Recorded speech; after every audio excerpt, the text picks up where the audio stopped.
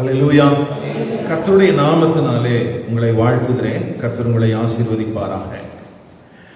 இன்றைய நாளிலே நாம் தியானிக்க போகிற கர்த்தருடைய வார்த்தை கிறிஸ்தவ ஒருமைப்பாடு, த கிறிஸ்டியன் யூனிட்டி. இன்றைய நாட்களிலே சபையின் ஐக்கியமாக இருந்தாலும் சரி, அல்லது ஊழியர்கள் ஐக்கியமாக இருந்தாலும் சரி, இந்த ஐக்கியம் என்கிற பெயர்கள் எல்லா இடங்களிலும் பயன்படுத்தப்படுகிறது. நம்ம ஒரு சர்ச்சுக்கு பேர் வச்சோம்னு சொன்னா அதுக்கு ஃபெலோஷிப் என்று தான் வைக்கிறோம். ஊழியர்களுக்கு ஒரு ஃபெலோஷிப் என்று தான் என்ன செய்கிறோம், பேர் வைக்கிறோம். ஆனா இந்த ஃபெலோஷிப் என்பது எப்படி சாத்தியமாகும்? அது உண்மையிலேயே சாத்தியம் தானா? ஏனென்றால் இன்றைக்கு அரசியல் கட்சிகள் இருக்கிறார்கள். அவங்களும் என்ன பண்ணாங்கன்னா ஒரு கொள்கைக்காக ஒன்றாக கூடினார்கள். அப்படி ஒன்றாக கூடி நாம் எல்லாரும் இணைந்து ஒரு போக்கஸ்டா செயல்படுவோம்னு சொல்லி தான் கட்சி ஆரம்பிச்சாங்க. ஆனா ஆரம்பித்த அப்படி கட்சிகள் நிறைய உடைஞ்சு அநேக கட்சிகளாக என்ன செஞ்சிருக்குது, மாறி இருக்குது. அதே மாதிரி உதவி செய்யக்கூடிய சேரிட்டி சங்கங்கள், அப்படி உதவி செய்கிறவர்களும் ஒரு ஐக்கியமாக கூடி வந்து பல தரப்புலையும் அவங்க என்ன பண்ணாங்கன்னா நம்ம எல்லாம் இணைஞ்சு செய்வோம் அப்படின்னு சொல்லி செய்ய ஆரம்பிச்சாங்க. அப்படி செய்ய ஆரம்பிச்ச சேரிட்டி ஃபெலோஷிப்பும் கூட உடைஞ்சி அதுவும் என்ன பண்ணிட்டு இருக்குன்னா நிறைய விதத்துல பழகிக்கிட்டே இருக்குது. இதுக்கு மத்தியில தேவனுடைய சபைகளும் கூட எந்த டெனாமினேஷனா இருந்தாலும் கூட அது என்ன பண்ணிக்கிட்டே இருக்குன்னா உடைஞ்சு பெருகிட்டே இருக்குது.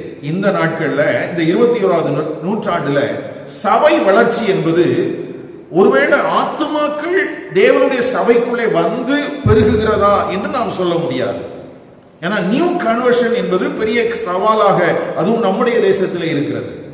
ஆனால் நம்முடைய தேசத்தில் ஒரு பெரிய வளர்ச்சி இருக்கு. என்ன வளர்ச்சி இருக்குன்னா சபைகள் உடைந்து பெருகுகிறது. ஆதி திருச்சபையில சபையில ஆத்துமாக்கள் வந்ததுனால பெருகுறாங்க. இன்னைக்கு சபைகள் உடைந்து என்ன செஞ்சிட்டு இருக்குது, பெருகிட்டு இருக்குது. இன்னைக்கு உலக அளவில் பார்த்தீங்கன்னா 40,000 டெனாமினேஷன் இருக்கிறதாக சொல்கிறார்கள். ஒவ்வொரு நாளும் புதுசா டெனாமினேஷன் உருவாகிட்டே இருக்குது. நாங்கள் தான் புதிய கொள்கைகள், நாங்கள் பேசுவதுதான் சரி என்று சொல்லுகிறவர்கள் இந்த உலகத்தில் என்ன செஞ்சிட்டே இருக்கிறாங்க, பெருகிட்டே இருக்கிறாங்க. இதுக்கு நடுவுல மிஷனரி இயக்கங்களும் கூட இன்றைக்கு உடைத்து அதுவும் பெருக ஆரம்பிச்சிருச்சு. தரிசனத்தோடு தொடங்கப்பட்ட ஊழியங்கள் கூட இன்றைக்கு உடைந்து ஒரு ஸ்தாபனம் 2 ஸ்தாபனமா மாறுது, 2 நாளா மாறுது. இப்படி பல காரியங்கள் நடந்து கொண்டே இருக்கிறது. ஆனால் நாம் எல்லாரும் என்ன பேசுகிறோம் என்றால் ஐக்கியத்தை குறித்து பேசுகிறோம், ஒருமைப்பாட்டை குறித்து பேசுகிறோம். இதுதான் பேசுறோம். ஆமா, நம்ம பேசுறதெல்லாம் ஒருமைப்பாடு, ஆனால் நடப்பதெல்லாம் அதற்கு மாறான காரியங்கள். அப்போ இந்த கிறிஸ்டியன் யூனிட்டியில எங்க பிரச்சனை இருக்குது, அதுல நம்ம என்ன செய்யணும் அப்படிங்கறத குறிச்ச ஒரு சரியான ஒரு புரிந்து கொள்ளுதலை இந்த நாளிலே இந்த கர்த்தருடைய வசனத்தின் மூலமாக நமக்கு தந்தருள்வாராக. இந்த ஐக்கியம் அல்லது ஒருமைப்பாடு என்பது ஒரு மனிதனுக்குள் உள்ளே இருந்துதான் வெளியே வரணுமே தவிர வெளியே இருந்து உள்ள வராது. இப்போ நம்ம ஒரு எல்லாரும் சேர்ந்து ஒரே மாதிரி ட்ரெஸ் எடுத்து போடுறதுனால நமக்குள்ள என்ன வராது, ஐக்கியம் வராது. அதுவே ஒரு சண்டையா மாறிடுறதுக்கும் வாய்ப்பு இருக்குது. அல்லது நம்ம எல்லாம் ஒரே இடத்துல உட்கார்ந்து ஒன்னா சாப்பிடுறதுனால நமக்கு ஏதாவது ஒரு ஐக்கியம் வந்துருமா அப்படின்னு கேட்டா அதுவும் பெரிய கேள்விக்குறிதான். அல்லது நம்ம எல்லாரும் சேர்ந்து ஒரு பிக்னிக் மாதிரி போய் அங்க நம்ம டைம் எல்லாம் ஸ்பெண்ட் பண்ணிட்டு நல்லா உட்கார்ந்து பேசி சிரிச்சிட்டுலாம் வந்தா சரியாயிருமா அப்படின்னு கேட்டா அதுவும் நம்ம ஐக்கியத்திற்கு என்ன செய்ய முடியாது, சான்றாக சொல்ல முடியாது. அப்ப வெளிப்பிரகாரமாக நாம் செய்யக்கூடிய காரியங்களை காட்டிலும் முதன்மையானது நமக்கு உள்ளே வர வேண்டிய மாற்றங்கள் தான். அப்போ 2 பேராக இருந்தாலும் சரி, அல்லது சபையின் ஐக்கியத்துக்குள்ள இருக்கக்கூடிய ஒரு சின்ன கூட்டமாக இருந்தாலும் சரி, அல்லது ஊழியர்களுக்கு நடுவில் இருக்கிற கூட்டமா இருந்தாலும் சரி, எல்லாமே உள்ளே இருந்து வருகிற மாற்றத்தை உடையவர்கள் தான் ஒருமைப்பாட்டோடு இருப்பதற்கு வாய்ப்பு இருக்கிறது. எங்கிருந்த மாற்றம் வரணும், உள்ளே இருந்து. அந்த உள்ளே இருந்து வருகிற மாற்றம் வந்த பிறகுதான் அந்த ஐக்கியம் என்பது ஆரம்பிக்கும். அப்படி ஆரம்பிச்ச பிறகு அந்த ஐக்கியத்தை, ஒருமைப்பாட்டை காத்துக் கொள்வதற்கு நாம் கவனமாக இருக்க வேண்டும். முதல்ல ஐக்கியம் என்பது எங்க ஆரம்பிக்கணும், உள்ள. அடுத்தது அந்த ஆரம்பிச்ச அந்த ஐக்கியம் காக்கப்படுவதற்கும் நம்ம கவனமா இருக்கணும். அதை நம்மளால உடைக்க முடியும். தேவனால் ஆரம்பிக்கப்பட்ட ஒன்றாக இருந்தாலும் அதை சீர்குலைப்பதற்கு நம்முடைய காரியங்கள் போதுமானதாக இருக்கும். அப்போ காத்துக்கொள்வதற்கு நாம் கவனமா இருக்கணும். ஆனா வசனம் நமக்கு என்ன சொல்லுதுன்னா, அந்த ஒருமைப்பாட்டிலே நாம் வளருகிறவர்களா இருக்க வேண்டும் என்று சொல்லுகிறார். எப்படி இருக்கணுமா? வளருகிறவர்களாக. அப்போ இந்த கிறிஸ்டியன் யூனிட்டின்னு சொல்லும்போது நமக்குள்ள தேவனால் உருவாக்கப்படுகிற அந்த ஒருமைப்பாடு அது உண்டாகி அதை பாதுகாத்து அதை ஒரு வளர்ச்சியின் பாதைக்கு நேராக கொண்டு போக வேண்டிய ஒரு அவசியம் இருக்கிறது. அப்போ ஒரு சபையாக இருந்தாலும் சரி, அல்லது ஒரு ஊழியர்களின் ஐக்கியமாக இருந்தாலும், ஒரு ஸ்தாபனமாக இருந்தாலும் சரி, அதுல நம்ம கவனத்தில் கொள்ள வேண்டிய அல்லது அக்கறையோடு இருக்க வேண்டிய மிக முக்கியமான அநேக காரியங்கள் இருக்குது. இன்னொன்னு என்னன்னா, இதுல யாராவது ஒருத்தர் மட்டும் நல்லா இருந்தா பத்தாது. இப்போ ஒரு 10 பேர் இருக்கிறாங்கன்னு வச்சுக்கோங்களேன். இந்த 10 பேருக்குள்ள யாராவது ஒருவர் மட்டும் உண்மையான ஒரு ஐக்கியத்தை வாஞ்சிக்கிற நபராக இருந்து மற்றவர்களுக்குள்ள அதை குறித்த ஒரு புரிதல் இல்லாம இருந்தாலும் ஆபத்து தான். இப்போ இயேசுவோடு கூட எத்தனை பேர் தான் இருந்தாங்க? 12 பேர் தான் இருந்தாங்க. 12 பிரதான சீஷர்கள். அந்த 12 சீஷர்களையும் ஒருத்தன் இப்படிதான் இருந்தான். நம்ம அப்படிதான் நினைச்சிட்டு இருக்கோம். ஆனா பார்த்தா 12 அப்படிதான் இருந்துச்சு. ஏன்னா அநேக தருணங்களில் நாம் எதற்காக ஒருங்கிணைக்கப்பட்டிருக்கிறோம் என்பது அந்த அப்போஸ்தலர்களுக்கு தெரியவில்லை.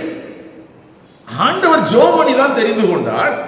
ஜோமணி தான் அவங்களுக்கு அதிகாரம் கொடுத்தார். அவர்களை அனுப்பி வைத்தார். அவர்கள் அற்புதங்கள், பிசாசுகளை திரட்டுகிற காரியங்களை எல்லாம் செய்தார்கள். ஆனால் ஒருத்தருக்கு ஒருத்தருக்குள்ள போட்டி இருந்துச்சு. யார் பெரியவன் என்பதை குறித்து அவர்களுக்குள்ளே எப்பவுமே என்ன இருந்துச்சு? ஒரு வாக்குவாதம் இருந்துச்சு. இப்பவே சீட்டு போட்டாங்க. அவங்க என்ன பண்ணாங்க? ஒரு ஆள் ரைட்ல, ஒரு ஆள் லெஃப்ட்லன்னு சொல்லி அதுக்கு ரெக்கமெண்டேஷனுக்கும் ஆளை கூட்டிட்டு வந்தாங்க. அப்போ இந்த வாக்குவாதம் என்பது அந்த சீஷர்களுக்குள்ள, ஆதி சீஷர்களுக்குள்ள இருந்தது. திடீர்னு ஆண்டவர் இயேசு திரும்பி பார்த்து, என்னப்பா பேசிட்டு இருக்கிறீங்கன்னா, இவங்க ஒருத்தருக்கு ஒருத்தர் சண்டை போட்டுட்டு இருப்பாங்க. அப்போ நம்முடைய வாழ்க்கையில நம்ம கவனிக்க வேண்டிய காரியம் என்னன்னா, யாராவது ஒருத்தர் மட்டும் ஐக்கியமா இருக்கணும்னு பேசினா பத்தாது. ஒரு குடும்பத்துக்குள்ள கணவன் மாத்திரம் சமாதானமாக இருக்க வேண்டும் என்று நினைத்து ஒருவேளை மனைவியோ அல்லது பிள்ளைகளோ அதற்கு ஒத்துழைக்காமல் இருப்பார்கள், குடும்பம் எப்படி இருக்கும்? அதே மாதிரிதான் சபையின் ஐக்கியத்துக்குள்ள ஒரு 4 பேர் ஐக்கியமா இருக்கணும், ஒன்னா இருக்கணும் அப்படின்னு பேசிட்டு 4 பேர் அதற்கு விரோதமான எண்ணம் உள்ளவர்களாக இருப்பார்களானால், அல்லது அதை குறித்த சரியான புரிதல் இல்லாமல் இருப்பார்களானால் அது ஆபத்தாக மாறிவிடும். அப்போ சபையின் ஐக்கியத்துக்குள்ள 5 பேர் இருந்தாலும் சரி, 10 பேர் இருந்தாலும் சரி, 100 பேர் இருந்தாலும் சரி, எல்லாருக்குள்ளையும் இந்த கிறிஸ்டியன் யூனிட்டி என்பது எப்படி சாத்தியம் அப்படிங்கறத குறிச்ச ஒரு சரியான புரிதல் இருக்க வேண்டும். அப்படி இல்லைன்னு வச்சுக்கோங்களேன், இது ரொம்ப ஆபத்தானது, ரொம்ப ஆபத்தானது. ஏன்னா சபை குறித்து நமக்கு உருவகமாக சொல்லப்பட்டிருக்கிற காரியம் என்ன? கிறிஸ்து தலையாக இருக்கிறார், நாம் எல்லாரும் என்னவா இருக்கிறோம்? அவயவங்களாக இருக்கிறோம். இப்போ அவயவங்கள் எல்லாமே இந்த தலையோடு இணைந்து தான் செயல்பட வேண்டும். எல்லா அவயவங்களும் யாரு கூட இணையணும்? ஆமா. அப்போ அங்க தலையோடு இணைஞ்சிருந்தா யாரு கூட இணைஞ்சிருக்கணும்? பக்கத்தில் இருக்கிற மற்ற அவயவங்களோட இணைஞ்சிருக்கணும். நான் தலையோட மட்டும்தான் இணைஞ்சிருப்பேன், நீ சொல்றதெல்லாம் கேட்க மாட்டேங்கிறதும் அவயவங்களுக்கு ஒத்து வராது. இப்ப நம்ம கை இருக்குது, வெளியில தெரியக்கூடிய தோல் இருக்குது, உள்ள மறைஞ்சிருக்கக்கூடிய பகுதிகள் இருக்கிறது. எல்லாம் இணைந்தால்தான் நம்முடைய செயல்பாடுகள் சரியாக இருக்கும். யாராவது ஒருத்தர் ஸ்ட்ரக் பண்ணா என்ன ஆகும்? இப்ப நிறைய நரம்புகள் இருக்கு, தசைகள் இருக்குது, உள்ள எலும்பு இருக்குது, எல்லாமே ஒத்துழைச்சா மட்டும்தான் என்ன சாத்தியமாகும்? ஒரு வேலையை செய்யறதுக்கு நமக்கு சாத்தியப்படும். திடீர்னு நம்ம சொல்லுவோம் இல்லையா, என்னன்னு தெரியல, இந்த விரல் சரியா மடங்க மாட்டேங்குது, என்னன்னு தெரியல, ரொம்ப ஒரு ஸ்டிஃப்னஸ் மாதிரி இருக்குது. கவனிங்க, அப்போ நம்முடைய உருவகமாக, சபைக்கு உருவமாக சொல்லப்பட்டிருக்கிற இந்த சரீரத்துல கூட எந்த பகுதியில ஒரு ஸ்டிஃப்னஸ் வந்துச்சுனாலும், ஒரு கடினத்தன்மை வந்தாலும் அது முழு சரீரத்தை என்ன செய்யும்? பாதிக்கும். அப்போ அதே மாதிரிதான் சபைக்கு உள்ள இருக்கக்கூடிய நபர்களில் ஒருவர் அல்லது 2 பேருக்குள்ள ஸ்டிஃப்னஸ் வந்துச்சுன்னா கூட அது என்னத்தை செய்யும்? டோட்டல் காங்கிரிகேஷனையும் பாதிக்கும். அப்போ எல்லாருக்குள்ளையும், அவங்க படிச்சவங்களோ படிக்காதவங்களோ யாரா இருந்தாலும் சரி, ரட்சிக்கப்பட்ட ஒரு மனுஷன் சபைக்குள்ள வர்றான், ஞானஸ்தானம் எடுத்திருக்கிறான், அவன் கர்த்தருடைய பந்தியில் எல்லாம் பங்கெடுக்கிறான் அப்படின்னு சொன்னா அந்த மனிதனுக்குள்ளே ஒரு சரியான புரிந்து கொள்ளுதல் இருக்க வேண்டியது மிகவும் அவசியமான ஒன்று. இப்போ நம்ம எல்லாரும் பேருக்கு வாஞ்சிக்கிறோம். பேருக்கு என்ன பண்றோம்? ஆமா, வாஞ்சிக்கிறோம் எல்லாரும் ஒன்னா இருக்கணும். ஆனா அப்படி பேருக்கு ஒன்னா இருக்கணும்னு வாஞ்சிக்கிற நம்ம இந்த ஒன்னஸ் என்பது எப்படி சாத்தியம்? ஏன்னா இது சின்ன பிரச்சனையா நீங்க நினைச்சிடக்கூடாது. நம்ம ஊருக்கு மிஷினரிகள் வந்தாங்க இல்லையா, அந்த மிஷினரிகள் வந்தும் நம்ம ஊர்ல செய்ய முடியாத அளவுக்கு பெரிய பிரச்சனை எங்கதான் இருந்துச்சுன்னா இந்த யூனிட்டியில தான் இருந்துச்சு. அவங்க ஞானஸ்நானம் எடுத்து சபைக்குள்ள வந்துட்டாங்க. வந்த பிறகு என்ன சொன்னாங்கன்னா, நாங்க இந்த ஜாதியை சார்ந்தவர்கள், நாங்க இவங்க கூட உட்கார மாட்டோம் நாங்க இல்லையா, நம்ம ஊர்ல இருந்துச்சா?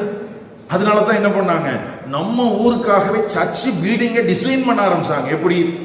இந்த பக்கம் அதுக்கு சிலுவை அடையாளத்தை வேற கொடுத்துட்டாங்க. ஒரு பக்கமா வந்தா ஒரு ஜாதி, இந்த பக்கமா வந்தா இன்னொரு ஜாதி, முன்னால இருக்கிற ஆல்டர் தெரிகிற மாதிரி வந்தா அது இன்னொரு பெரிய ஜாதி. இப்படி இது ஒரு நம்ம கிறிஸ்தவத்துக்குள்ள, இந்திய கிறிஸ்தவத்துக்குள்ள நூற்றுக்கணக்கான ஆண்டுகளாக இந்த பிரச்சனை இருக்குது. அதுக்கு நம்ம பல காரணங்களை சொல்றோம். நம்ம சொல்லுவோம் இந்த சனாதன கொள்கையினால தான் இந்த பிரச்சனை இருக்குது. ஆனா மிக முக்கியமான ஒரு காரியம் என்ன தெரியுமா?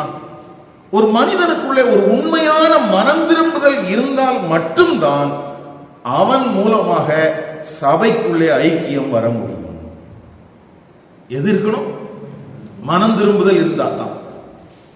மற்றபடி என்ன அவன் ஒரு கிறிஸ்தவனாக ஒரு நீண்ட காலமாக அல்லது பல தலைமுறையாக கிறிஸ்தவனாக இருந்தாலும் அப்படிப்பட்டவர்கள் மூலமாக இந்த ஐக்கியம் என்பது சாத்தியப்படாது. ஏன்னா இந்த கிறிஸ்டியன் யூனிட்டி என்பது எங்கே ஆரம்பிக்கிறது என்றால் இயேசு கிறிஸ்துவின் பலியில் ஆரம்பிக்கிறது. எங்க ஆரம்பிக்குது? இயேசு கிறிஸ்துவின் பலியில் ஆரம்பிக்கிறது. யூதர்கள் என்றும் புறவினத்தார்கள் என்றும் இருந்த நம்மை தேவன் என்ன செஞ்சாரா? ஒன்னாக்குனாரா. அது எங்க நடந்துச்சு? அவருடைய ரத்தத்தினாலே. வாசிக்கலாமா? எபேசியர் 2ஆம் அதிகாரம்.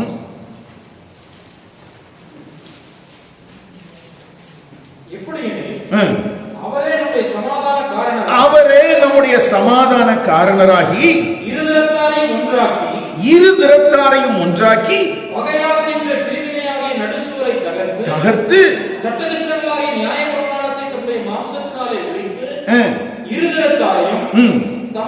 தமக்குள்ளாக ஒரே புதிய மனுஷனாக சிருஷ்டித்து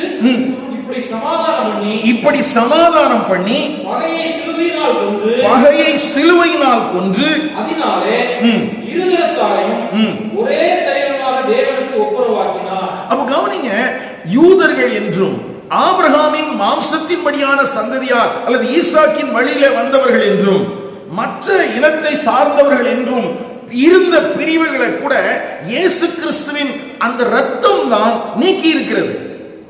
அப்போ எந்த மனுஷன் இந்த யூனிட்டிக்குள்ள வருவான்னா, எந்த மனுஷன் இந்த இயேசு கிறிஸ்துவின் ரத்தத்தினால் நீதிமானாக்கப்பட்டிருக்கிறானோ, இப்போ நம்ம எல்லாரும் பாவத்திலையும் அக்கிரமத்திலும் மரித்தவர்களாக இருந்தோம். நாம தேவனை தேட முடியாது, நம்மை தேடி இயேசு வந்தார். அவரை நாம் விசுவாசிப்பதற்கான வாய்ப்புகள் கொடுக்கப்பட்டது. இயேசு கிறிஸ்துவினுடைய பாவத்துக்காக மரித்து அடக்கம் பண்ணப்பட்டு 3ஆம் நாள் உயிர் தெழுந்தார். அவர் பரத்துக்கு எடுத்துக் கொள்ளப்பட்டார், திரும்ப வருவார் என்கிற விசுவாசத்தின் அடிப்படையில் இயேசு கிறிஸ்துவின் நீதி நம்முடைய கணக்கில் என்ன செய்யப்பட்டது? வரவு வைக்கப்பட்டது. இப்பொழுது நாம் தேவனோடு ஐக்கியப்படுத்தப்பட்டவர்களாக மாற்றப்பட்டிருக்கிறோம். தேவனோடு மாத்திரமல்ல, இருந்த 2 பிரிவினை, ஒன்னு நியாயப்பிரமாணத்தை உடையவன், இன்னொன்னு நியாயப்பிரமாணம் இல்லாதவன். இன்னொன்னு கிறிஸ்துவை சேர்ந்தவன், இன்னொன்னு கிறிஸ்துவை சேராதவன். காணியாட்சிக்கு புறம்பானவன், காணியாட்சிக்கு சொந்தமானவன். இந்த முதலாவது காரியத்தை ஆண்டவர் உடைச்சார். அப்போ இதுல உடைக்கப்படாத காரியம் எதுவுமே கிடையாது. அதை இயேசு கிறிஸ்துவின் ரத்தம் நமக்கு செய்தது. அப்படி செய்ததுனால தான் ஒரு பரம வாசஸ்தலமாக நாம் கூட்டி கட்டப்பட்டு வருகிறோம் என்று அந்த எபேசியர் 2ஆம் அதிகாரத்தினுடைய கடைசி பகுதியில் முடியுது. நாம் எல்லாரும் என்னவா மாறுறோம்? ஒரு தேவ ஆலயமாக மாற்றப்படுகிறோம். அப்போ இயேசு கிறிஸ்துவின் ரத்தத்தின் மூலமாக நீதிமானாக்கப்பட்டிருக்கிற யூதனானாலும் சரி, கிரேக்கனானாலும் சரி, புறவினத்தானாலும் சரி, அவன் ஆணோ பெண்ணோ அவன் நீதிமானாக்கப்பட்டிருக்கிறான் என்றால் அங்கே பிரிவினைகள் அகற்றப்பட்டிருக்கிறது. அங்கே என்ன செய்யப்பட்டிருக்குது? பிரிவினைகள் அகற்றப்பட்டு அங்கதான் ஒரு ஒருமைப்பாட்டை ஆண்டவர் கொடுத்திருக்கிறார். அப்ப இயேசு கிறிஸ்துவின் இரத்தமும் பரிசுத்த ஆவியானவரும் நம்முடைய வாழ்வில் அவர்கள் தங்களுடைய கடமைகளை செய்து தங்களுடைய வேலைகளை செய்து நமக்குள்ள என்னத்தை கொடுத்திருக்கிறாங்க? அந்த யூனிட்டியை கொடுத்திருக்கிறாங்க. இப்போ என்னால சக சகோதரனை நேசிக்க முடியுது. இப்ப நம்ம அப்போஸ்தலர் நடவடிக்கைகள் புத்தகத்தில் பார்க்கும்போது திருச்சபை முதலாவது யூதர்களுக்கு மத்தியில தான் போயிட்டே இருந்துச்சு. சமாரியாவுக்கு போகும்போது யூதர்களால ஏற்றுக்கொள்வதற்கு ஆரம்பத்தில் தடுமாற்றம் இருந்தது. ஆனா பரிசுத்த ஆவியானவர் கிரியை செய்த போது பேதுரு அப்போஸ்தலன் சொல்றான், நான் என்னப்பா செய்யறது? நான் தடுக்க முடியாது. பரிசுத்த ஆவியானவர் நம்மை போலவே அவர்கள் மேலும் பொருள் தரலனா சொன்னானா? அப்போ அவர்களுக்குள்ள இருந்த எண்ணங்கள் எப்படி உடைக்கப்பட்டது என்றால் இயேசு கிறிஸ்துவின் இரத்தத்தினாலும் பரிசுத்த ஆவியானவராலும் உடைக்கப்பட்டது. அப்போ இன்றைக்கு நம்முடைய திருச்சபைக்குள்ள அல்லது நம்முடைய ஊழியர்கள் கூடுகையில நமக்குள்ள இருக்கிற பிரிவினைகள் உடைக்கப்பட வேண்டுமானால் முதலாவது இயேசு கிறிஸ்துவின் இரத்தத்தினால் மீட்கப்பட்டவர்களாகவும் பரிசுத்த ஆவியினால் கூட்டி சேர்க்கப்பட்டு நடத்தப்படுகிறவர்களாகவும் நாம் காணப்பட்டால் மட்டும்தான் நமக்குள்ள இருக்கிற பிரிவினை என்கிற அந்த பெரும் சுவர் உடைக்கப்பட்டு நமக்குள்ள யூனிட்டி என்பது ஏற்படுவதற்கு வாய்ப்பு இருக்கிறது. ஏனென்றால் இதை வேறு ஒன்றும் செய்ய முடியாது. இயேசு கிறிஸ்துவின் இரத்தமும் பரிசுத்த ஆவியானவரும் செய்ய வேண்டிய ஒன்றை படிப்போ அந்தஸ்தோ வேறு எந்த காரியங்களும் என்ன செய்ய முடியாது, செய்யவே முடியாது. அப்போ இந்த அடிப்படையில் தான் உள்ள வர்றோம். இந்த அடிப்படையில் தான் நம்ம என்ன செய்யறோம்? இந்த ஆவியின் ஒருமைப்பாட்டுக்குள்ள வர்றோம். இப்படி வந்த பிறகு ஆண்டவர் கொடுத்திருக்கிற இந்த யூனிட்டியை நம்ம காத்துக் கொள்ளுகிறதுல கவனமா இருக்கணும்னு சொல்லி இருக்கிறார். நான் முதல்ல சொன்னேன், முதல்ல ஆவியின் ஒருமைப்பாடு வரணும், அடுத்தது அதை என்ன செய்யணும்? காக்கப்பட வேண்டும். இப்போ ஆவியின் ஒருமைப்பாட்டை எப்படி காப்பது? இப்ப சர்ச்சுக்குள்ள நமக்கு வந்த உடனே பிரச்சனை கிடையாது. கவனிச்சிருக்கீங்களா? எந்த சபை பிரிவுக்குள்ள போனாலும் வந்த உடனே நமக்கு என்ன கிடையாது, எந்த பிரச்சனையும் கிடையாது. யார் வந்தாலும் நம்ம அக்செப்ட் பண்ணிக்கோம். எப்ப தெரியுமா ஆரம்பிக்கும்? கொஞ்சம் பழகின பிறகு நீ இந்த ஆளா, இந்த ஊரா, ஒருவேளை அதுக்கு தான் அப்படி கேட்கிறாங்களான்னு எனக்கு தெரியல. ஆனா கொஞ்சம் பழக ஆரம்பிச்ச பிறகுதான், கொஞ்சம் ஒருத்தருக்கு ஒருத்தர் நல்ல புரிதல் வர ஆரம்பிச்ச பிறகுதான் என்ன ஆரம்பிக்குது? நான் சொல்றேன்னா, நமக்குள்ள மற்றவர்களை ஏற்றுக்கொள்ளக்கூடிய மனப்போக்கம் எப்போ இல்லாம இருக்கணும்னா சர்ச்சுக்கு உள்ள வந்த உடனே. அப்போ நமக்கு இருந்துச்சுன்னா பரவாயில்ல. ஆனா அப்போ பிரச்சனை இல்லை. நமக்கு புதிதாக சபைக்குள்ள ஆட்கள் வரும்போது சந்தோஷமா இருக்கா? புதுசா நமக்கு யாராவது ஒரு ஃபெல்லோஷிப்ல வந்தாங்கன்னா நமக்கு எப்படி இருக்குது? சந்தோஷமா இருக்குது. ஆனா தொடர்ச்சியாக அங்கதான் நமக்கு பிரச்சனையே வருது. அப்போ இயேசு கிறிஸ்துவின் இரத்தத்தினால் பரிசுத்த ஆவியானுடைய துணையோடு தேவனுடைய சபைக்குள் கூட்டி சேர்க்கப்பட்டிருக்கிற நம்முடைய வாழ்க்கையில ஐக்கியத்தை காத்துக் கொள்வதற்கு நாம் ஜாக்கிரதையா இருக்க வேண்டும். எதுக்கு ஜாக்கிரதையா இருக்கணும்? ஐக்கியத்தை காத்துக் கொள்வதற்கு. இதுக்கு என்ன பண்ணலாம் அப்படின்னா, இதுக்கு தான் எபேசியர் 4ஆம் அதிகாரத்துல சில ஆலோசனைகள் அங்கே சொல்லப்பட்டிருக்குது. எபேசியர்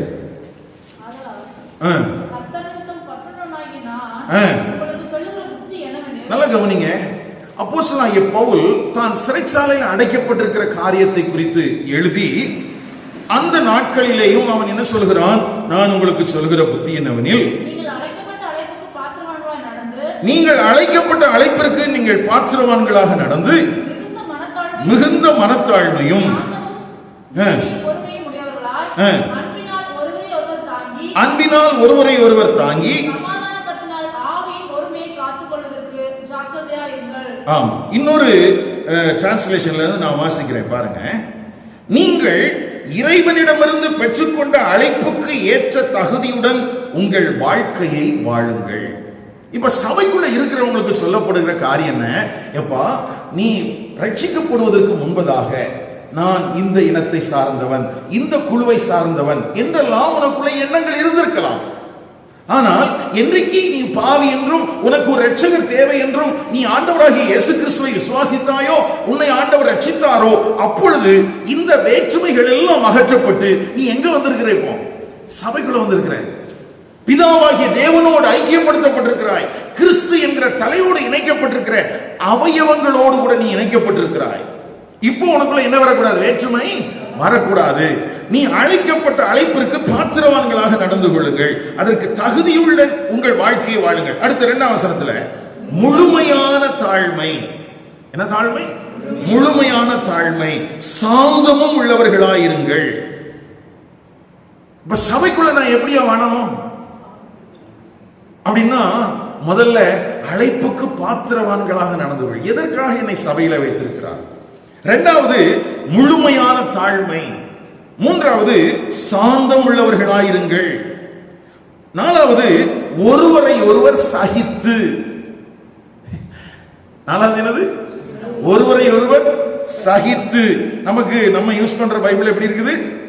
நீடிய பொறுமையும் உள்ளவர்களாய். எதற்கு நீடிய பொறுமை தேவை?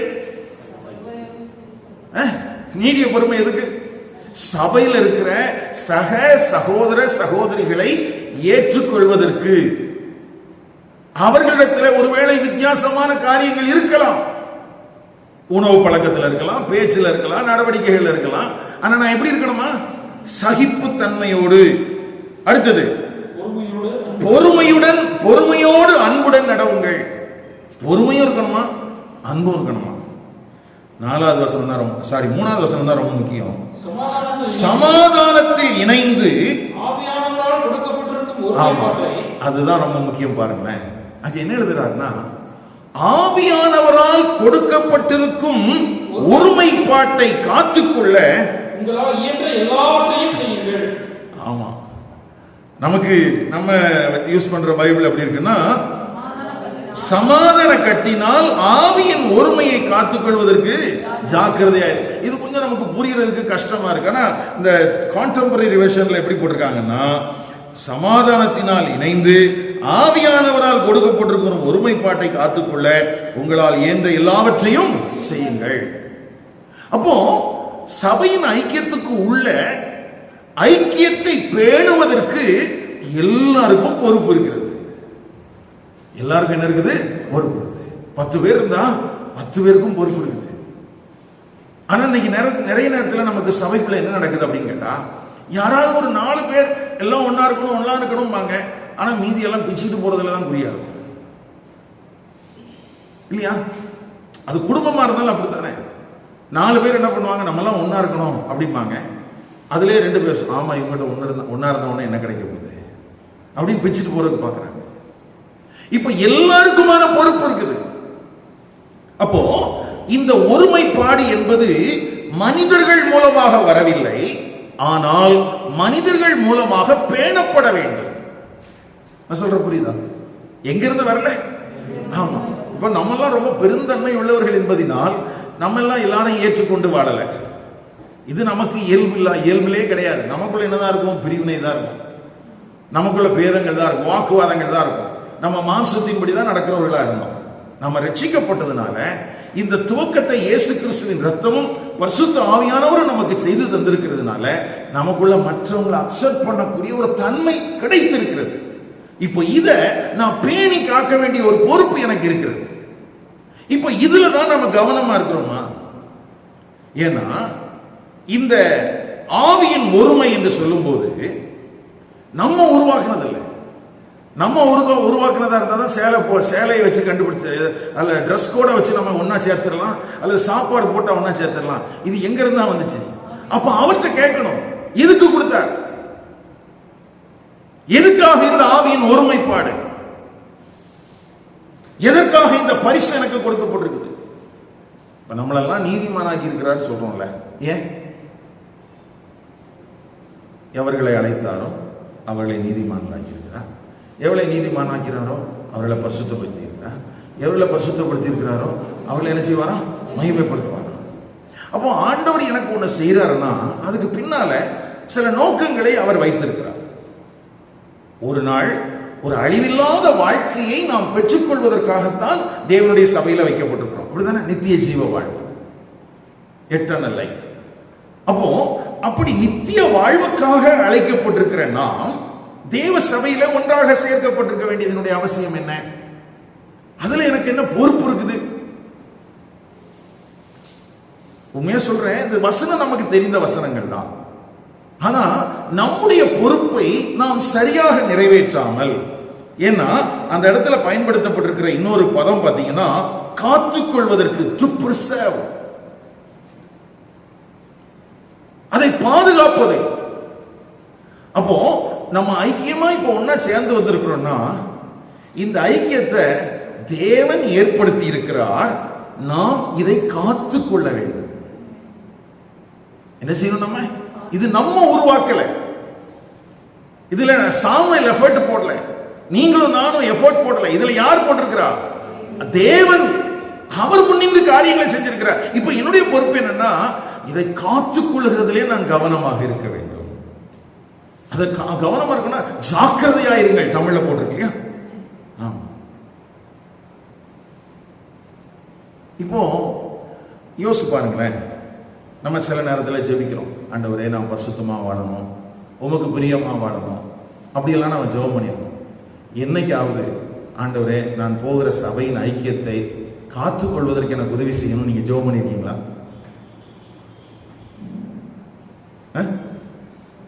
இல்ல, நம்ம என்ன செய்யறோம்? ஆண்டவரே நான் பரிசுத்தமா வாழணும், உமக்கு பிரியமா வாழணும், அப்படிலாம் நம்ம ஜெபம் பண்றோம் தானே? என்னைக்காவது ஆண்டவரே நான் போகிற சபையின் ஐக்கியத்தை கர்த்தர் காத்துக்கொள்ளுங்க, என் மூலமா எந்த பிரச்சனையும் வந்துடக்கூடாது அப்படிங்கிறதுல நம்ம கவனம் செலுத்தி இருக்கிறோமா? ஏன்னா நம்மளை பொறுத்த வரைக்கும் என்ன தெரியுமா, நம்ம தான் பீஸ் கேட்கிறேன், நான் தாங்க எல்லாத்தையும் சேர்த்து வைக்கிறாள், என் மூலமா எப்படி சண்டை வரும்? நம்ம சண்டை சமாதானம் பண்றவரா இல்ல சமாதானத்தை கெடுக்கிறவரா? சொல்லுங்களேன். கொஞ்சம் வருஷத்துக்கு முன்னால இலங்கையில ஒரு சண்டை நடந்துச்சு இல்லையா? இன குழுக்களுக்குள்ள நடந்த சண்டை, தமிழுக்கும் சிங்களத்துக்கும். அந்த நாட்கள்ல நிறைய பேர் சமாதான குழுவாக பேசினாங்க.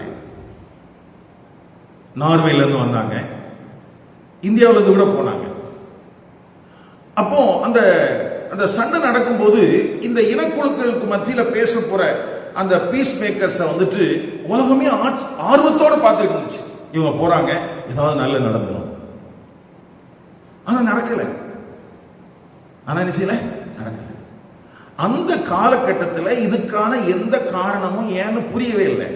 ஆனா இப்பதான் ஒவ்வொருத்தரா பேச ஆரம்பிக்கிறாங்க. அந்த பீஸ் மேக்கிங் டீம்ல நானும் இருந்தேன்.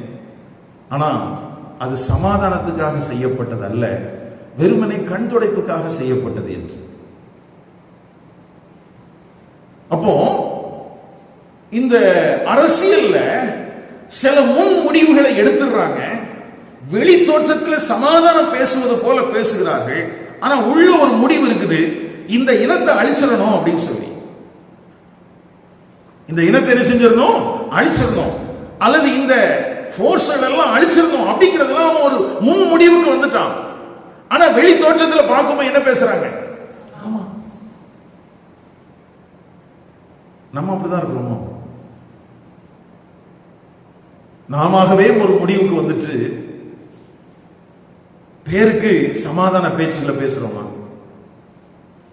நம்மை நாமே நிதானித்து பார்க்க வேண்டிய மிக முக்கியமான ஒரு காரியம். ஏன்னா இது அன்றைய காலகட்டத்தில் முதல் நூற்றாண்டிலேயே இந்த பிரச்சனை பெரிய பிரச்சனையா இருந்துச்சு. கொரிந்து பட்டணத்தின் சபைக்குள்ள பிரச்சனை இருந்துச்சு. என்ன பிரச்சனை? பேதுரு ஒரு ஸ்பெஷல் பிரசங்கியாரா போனா சபையில் இருக்கிற ஒரு கூட்டத்தார் பேதுருவோட சேர்ந்துருவாங்க. அப்பல்ல பிரசங்கியாரா போனா அப்பல்ல கூட சேர்ந்துருவாங்க. பவுல் போனா ஆளுக்கு ஒவ்வொரு கூட்டமா சேர்ந்துட்டாங்க. இப்ப சபைக்குள்ள கிறிஸ்துவுக்காக யாரும் இல்லை, எல்லாரும் யாருக்காக இருக்கிறாங்க? பவுலுக்கு கோபம் வந்துருச்சு. அவர் எழுதுறாரு, நானா சிலுவையில் அறையப்பட்டேன், கிறிஸ்து தானே அவங்களுக்காக மரிச்சாரு. அப்படின்னா என்ன அர்த்தம்? சபைக்குள்ள இருக்கிற ஜனங்களுக்கு யார் நமக்காக இந்த வேலையை செய்தார் என்பதை தெரியாமல் அவர்கள் மனிதர்களை சார்ந்து கொண்டார்கள். இன்றைக்கும் கமிட்டிக்குள்ள இருக்கிற ஆட்களை நம்ம பிடிச்சு வச்சுக்கிறோம்ல, இவங்க நம்ம ஆள் தான், இவங்களுக்கு நம்ம தான் ஓட்டு போட்டு வந்திருக்காங்க, நம்ம சொன்னா கேட்பாங்க. இருக்கிறீங்களா? கிறிஸ்து மரித்தாரா, கமிட்டி தலைவர் மரித்தாரா? அப்படின்னா யாரை பிடிக்கணும்? யாரை பிரியப்படுத்தணும் நம்ம? அப்ப சபையில நம்ம இப்போ இந்த ஒரு பிரச்சனை பாத்தீங்கன்னா எல்லா பக்கமும் எல்லா காலத்திலயுமே இருக்குது. முதல் நிருபத்தை எழுதும் போதும் அவர் எழுதுறாரு, அது பரவாயில்ல, சரி தப்பு பண்ணிட்டாங்க. இரண்டாவது நிருபம் எழுதும் போதும் பாருங்களேன், 2 கொரிந்தியர் 13ஆம் அதிகாரம் 14ஆம் வசனம். 2 கொரிந்தியர் கர்த்தராகிய இயேசு கிறிஸ்துவின் கிருபையும் தேவனுடைய அன்பும் பரிசுத்த ஆவியுடைய ஐக்கியமும் உங்கள் அனைவரோடும் கூட இருப்பதாக. ஆமா, இந்த வாழ்த்துல இந்த டாக்ஸாலஜி என்று சொல்லப்படுகிற இந்த வாழ்த்தை சொல்றதுக்கு காரணம் என்னன்னா, 11ஆம் வசனத்தில் எப்படி இருக்குது, கடைசியாக சகோதரரே சந்தோஷமாயிருங்கள், நற்சீர் பொருந்துங்கள், ஆறுதல் அடையுங்கள், ஏக சிந்தையாயிருங்கள், சமாதானமாயிருங்கள். ஏன்? சரித்திர குறிப்புகளின்படி கொரிந்து பட்டணத்தின் சபைக்கு 4 நிருபங்கள் எழுதப்பட்டதாக சொல்லப்படுகிறது. நமக்கு கிடைச்சது 2ன்னு சொல்றாங்க. இப்ப 4 லெட்டர் பவுல் எழுதின பிறகு கூட எப்ப நீங்க சண்டை போடாம இருக்கப்பா, யோசிச்சு பாருங்களேன் அந்த ஊழியனுடைய மனநிலைமை எப்படி இருந்திருக்கும். அப்போ என்னன்னா, இந்த பீஸ் கமிட்டி திரும்ப திரும்ப உட்கார்ந்து பேசியிருக்கோம். கடைசியில பார்த்தா அந்த பீஸ் கமிட்டினாலே பிரச்சனையும் வந்துருச்சுன்னு நினைக்கிறேன். எப்படியோ இது ஆரம்ப கால எல்லா சபைகளுக்குள்ளுமே என்ன செஞ்சிருக்குது, பிரச்சனை இருந்திருக்குது. இப்போ இந்த சபையின் ஐக்கியத்தை காக்கிறதுக்கு என்னையா பண்ணணும் அப்படின்னா, முதல்ல 2 வேலையை நம்ம ஒழுங்கா செய்யணும். 2 வேலையை ஒழுங்கா செய்யணும். 1, நம்முடைய நாவு. முதல்ல என்னது? நம்முடைய நாவு.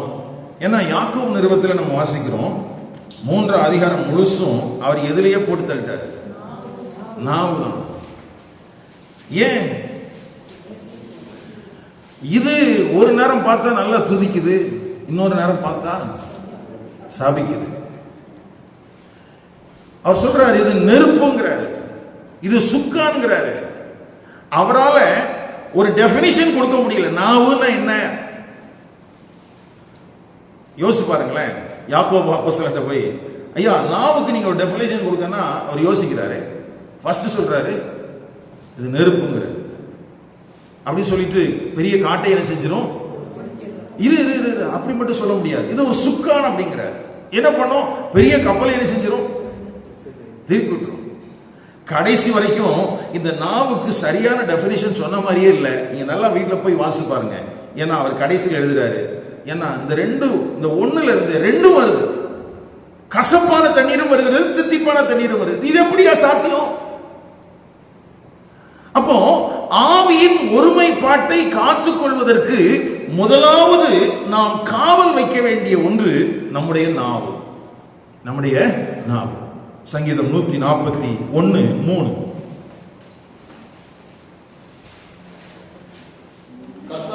கர்த்தாவே என் வாய்க்கு காவல் வையும்,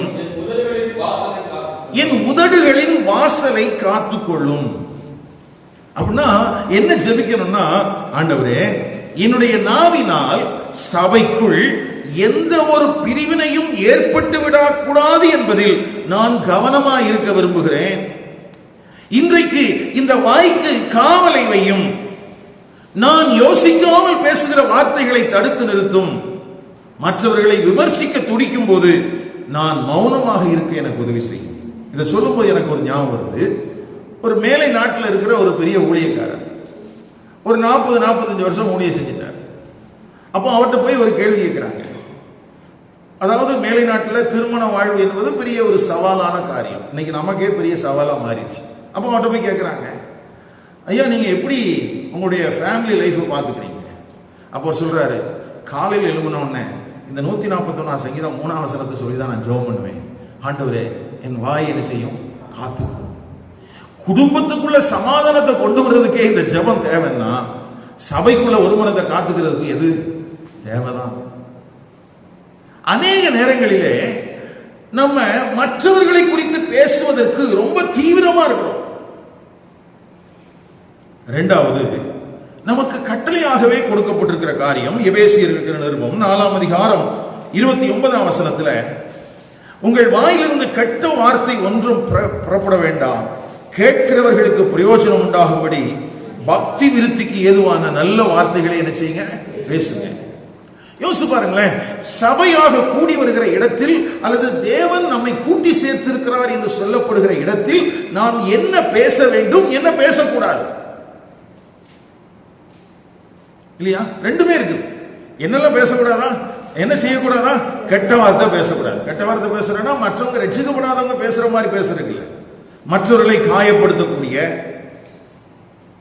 அல்லது தேவையில்லாத வார்த்தைகளை நான் பேசாதபடிக்கு நான் பேசுகிற வார்த்தை பக்தி விருத்தியை உண்டாக்கக்கூடியதாக இருக்க வேண்டும். நான் சர்ச்சில் சில நேரத்தில் சகோதரிமார் ரொம்ப மும்முரமா பேசிட்டு இருப்பாங்க. அப்ப நான் கேட்பேன், அப்போ கேட்கறது இல்லை, அடுத்த வாரத்தில் எப்படி பார்க்கும்போது கேட்பேன், சர்ச்சில் நான் பேசிட்டு இருக்கிறீங்க, வண்டி எடுக்கிற நேரத்தில் பார்த்தா ரொம்ப பேசிக்கிட்டே இருக்கிறீங்க, திடீர்னு பார்த்தா அந்த கார்னர்ல இருந்து பேசிக்கிறீங்க, வீட்டுக்கு போறதுக்கு முன்னால 10 இடத்துல நின்று பேசுறீங்க, என்னமா பேசுவீங்க அப்படின்னா சும்மா தான் பேசுறேன். என்னதான் பேசுறாங்க? யோசிச்சு பாருங்களேன். ஜெபம் நடந்தது, எனக்கு ரொம்ப இதா இருக்கும். 2.5 மணி நேரம் ஜெபம், காலையில 10 மணிக்கு ஆரம்பிச்சா 12:30 மணிக்கு முடிஞ்சிடும். ஆனா இவங்க வீடு போய் சேரும்போது 2 மணி ஆயிரும். அப்ப சர்ச்சில் இருந்ததுக்கு ஈக்குவலண்டா இவங்க எங்க செலவு பண்றாங்க? இப்ப இங்க பேசப்பட்டது பக்தி விருத்தினா அவங்க பேசுனது என்னது? இப்ப வீட்டுக்கு போகும்போது என்ன போய் சேரும்? இங்க பண்ண பிரசங்கம் ஞாபகம் இருக்காது, இங்க ஜெபம் பண்ணது அதுவும் ஞாபகம் இருக்காது, என்ன சொல்லி விட்டாங்க ஒண்ணுமே புரியாது, எல்லாத்தையும் தொலைச்சாச்சு. பிறகு எப்படி ஒருமைப்பாடு வரும் இல்லையா? இது ரொம்ப பிராக்டிக்கலான விஷயங்கள். நம்ம கர்த்தரை ஆராதிக்க வருகிற இடத்துல பக்தியோடு இருக்கிறோம், ஆனால் அதை தொடர்ந்த வாழ்க்கையிலையும் அந்த பக்தி வெளிப்படுகிறதா? மூணாவது இன்னொரு வசனத்தை வாசிக்கலாம். சங்கீதம் 19:14 நம்ம எல்லாருக்கும் தெரிந்த வசனம் தான். என் கன்மலையும் என் மீட்பருமாகிய கர்த்தாவே, என் வாயின் வார்த்தைகளும் என் இருதயத்தின் தியானமும் உமது சமூகத்தில் பிரியமாயிருப்பதாக. என் வாயின் வார்த்தைகள், என் இருதயத்தின் தியானம். அப்ப யாக்கோபு அப்போஸ்தலன் எழுதுறதுக்கு முன்னாலே சங்கீதக்காரனுக்கு தோணி இருக்குது, இந்த வாய் பிரச்சனை தான், இந்த வாய் பிரச்சனை தான். ஏன்னா இதுக்குள்ள கசப்பு வருது, பொறாமை வருது, பெருமை வருது, வெறுப்பு வருது. ரட்சிக்கப்பட்டிருக்கிற ஒரு தேவனுடைய பிள்ளைக்குள்ள மாம்சத்தின்படியான குணங்கள் காணப்படக்கூடாது, அப்படித்தானே? கலாத்தியர் 5ஆம் அதிகாரத்தில் வாசிக்கும் போது நீங்கள் மாம்சத்தில் நடப்பீங்கன்னா என்ன இருக்குது? கடித்து பட்சிப்பீர்கள். அங்க வசனம் ரொம்ப கடுமையா இருக்கும் பாருங்களேன். கலாத்தியர் அழிவீர்கள். அப்ப தெளிவா இருக்குது. இதுக்கு ஒன்றும் பெரிய ரெவலேஷன்ல நமக்கு தேவையில்லை. அதுக்கு என்ன பண்ணணுமா? 7-17 வசனத்துல சொல்லி இருக்குது, மாமிசம் ஆவிக்கு விரோதமாகவும் ஆவி மாம்சத்துக்கு விரோதமாகவும் இச்சிக்கிறது, நீங்கள் செய்ய வேண்டும் என்று இருக்கிறவைகளை செய்யாதபடிக்கு இவைகள் ஒன்றுக்கொன்று எப்படி இருக்குது? விரோதமா இருக்குது. இப்ப எனக்குள்ள மாம்சத்தின் கனிகளுக்கு, அந்த மாம்சத்தின் கிரியைகளுக்கு நான் இடம் கொடுக்க வேண்டுமா, அல்லது ஆவியின் கனிகளை உடையவனாக இருக்க வேண்டுமா? ரட்சிக்கப்பட்டிருக்கிறோம், தேவனுடைய சபைக்குள்ள வந்தாச்சு, பிதாவாகிய தேவனுக்கு முன்னதாக நீதிமானாக்கப்பட்டிருக்கிற நம்முடைய வாழ்க்கையில் நாம் பரிசுத்தம் உள்ளவர்களாய் வாழ வேண்டும் என்பதற்காகவே நமக்கு கர்த்தருடைய வசனத்தையும் ஆவியானவரையும் தந்திருக்கிறார். இப்போ இந்த ஆவியானவருடைய பலத்தோடு எனக்குள்ள இருக்கிற பழைய மாமிச சுபாவங்களை நான் அப்புறப்படுத்த வேண்டுமே ஒழிய பழைய மாமிச சுபாவங்களுக்கு நான் தீனி போடக்கூடாது. பழைய மாம்ச சுபாவங்களுக்கு என்ன செய்யக்கூடாது? தீனி போடக்கூடாது. அது தீனி போட்ட என்ன ஆகும்னா ஒருத்தரை கடிச்சு அழிச்சிரும். இன்னொன்று அதுல முதல்ல முக்கியமா கவனிக்க வேண்டியது என்னன்னா 21ஆம் வசனத்தில் எழுதியிருக்குது, இப்படிப்பட்டவைகளை செய்கிறவர்கள் தேவனுடைய ராஜ்யத்தை. ஆமா, அப்போ ரட்சிக்கப்பட்டு சபைக்குள்ள வந்த பிறகு நம்ம மாம்சத்துல நடக்கிறவர்களா இருந்தோம்னா ஒண்ணு சபைக்குள்ள பிரிவினைகளும் பேதங்களும் வரும், அடுத்தது நாம் தேவனுடைய ராஜ்யத்துக்கு அபாத்திரராய் போய்விடுவோம். அப்போ இதுக்கு பின்னால ஒரு சத்துருடைய வஞ்சகம் இருக்கிறது என்பதை நாம் அறிந்திருக்க வேண்டும். சும்மா ஏதோ 4 பேரை குறிச்சு பேசுறது அப்படிங்கிறது அல்ல. அப்படி பேசுவது என்பது என்னையும் தகுதி இழக்க செய்து விடுகிறது, மற்றவர்களையும் அழித்து விடுகிறது. அப்போ சபைக்குள்ள நாம் பேசுகிற வார்த்தைகளை குறித்து நாம் எச்சரிக்கை உள்ளவர்களாக இருக்க வேண்டுமே. அதனாலதான் சங்கீதக்காரர் சொல்றான், என் கண்மலையும் என் மீட்பெருமாகிய கர்த்தாவே, என் வாயின் வார்த்தைகளும் என் இருதயத்தின் ஞானமும் உமக்கு பிரியமாய் இருப்பதாக. அப்போ இதை குறித்து நாம் ஜெபிக்கிறோமா? இன்னொரு வசனத்தை வாசிக்கலாம். நீதிமொழிகள் 15ஆம் அதிகாரம் 23ஆம் வசனம். நீதிமொழிகள் 15:23. மனுஷனுக்கு தன் வாய்மொழியினால் மகிழ்ச்சி உண்டாகும், ஏற்ற காலத்தில் சொன்ன வார்த்தை எவ்வளவு நல்லது. நல்ல கவனிங்க. இப்ப ஏற்ற காலத்துல பேசப்படுகிற வார்த்தை என்னது சொல்லுங்க. ஏற்ற காலத்துல பேசப்படுகிற வார்த்தை என்ன? பொதுவா நமக்கு எப்படி தெரியுமா, நம்ம ஏதாவது ஒரு டிசைட் பண்ணி வச்சிருப்போம், அதுக்கு தகுந்த மாதிரி யாராவது சொல்லிட்டாங்கன்னா அப்பா இதை தான் நான் எதிர்பார்த்தேன் அப்படிங்கிற மாதிரி போயிடும். ஆனா ஏற்ற வார்த்தை அல்லது ஏற்ற துணை அப்படின்னு சொல்றோமே, அப்படின்னா என்ன?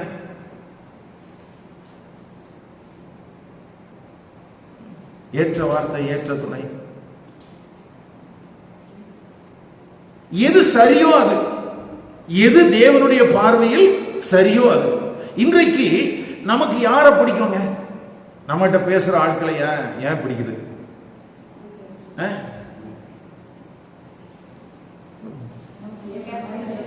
நான் குணபாலன்ட்ட ஒரு 10 நாளைக்கு முன்னால கேட்டேன், ஏன் நான் திருத்த வேண்டிய ஏதாவது விஷயம் இருந்தா சொல்லி அப்படின்னு.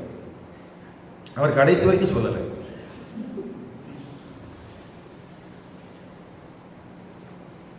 அதாவது பொதுவா நம்ம என்ன பண்றோம்னா, அதாவது அந்த உறவை பேண வேண்டும் என்பதில் நாம் அக்கறை உள்ளவர்களாக இருக்கிறோம். நல்லதுதான், அது தப்பு கிடையாது. ஆனா உண்மையான நட்பு என்றால் என்ன?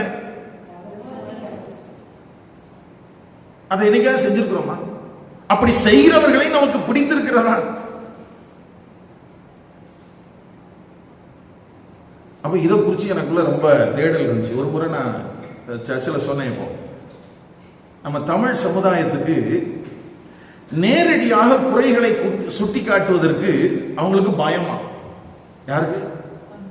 தமிழ் தமிழ் தமிழ் கல்ச்சர் அப்படிங்கிறாங்க. நான் சொல்றது வந்து ஊழியக்காரர் சொன்னது இல்லை, ஒரு ஆராய்ச்சியாளர் சொன்ன கருத்து.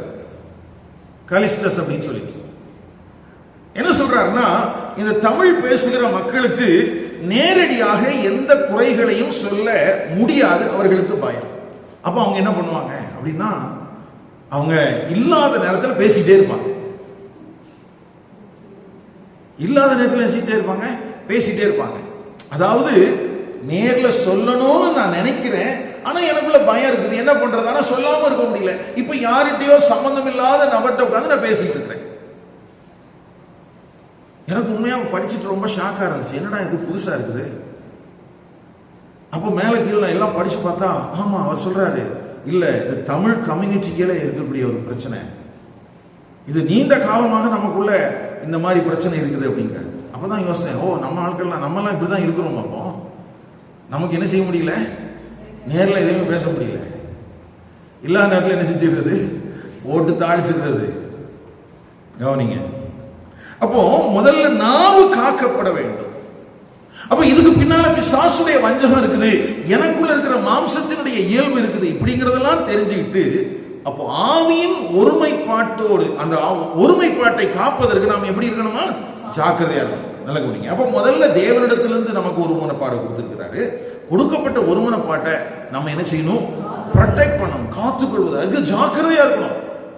ஜாக்கிரதையா இருங்கள் அப்படிங்கிற வார்த்தை நமக்கு தமிழ் வேதாகமத்தில் பயன்படுத்தப்பட்டிருக்கிற இடங்கள் எல்லாமே ரொம்ப எச்சரிக்கையான வார்த்தைகள் தான் இல்லையா? நம்ம சும்மா இருக்கிற காரியத்துக்கு அப்படி சொல்ல மாட்டோம். ஜாக்கிரதை அப்படின்னு சொன்னாலே அது கொஞ்சம் ரொம்ப கவனமாக இருக்க வேண்டிய பகுதிகள் தான். அப்போ ஐக்கியத்தை பேணி காப்பதற்கு நாம் ஜாக்கிரதையா இருக்க வேண்டும்.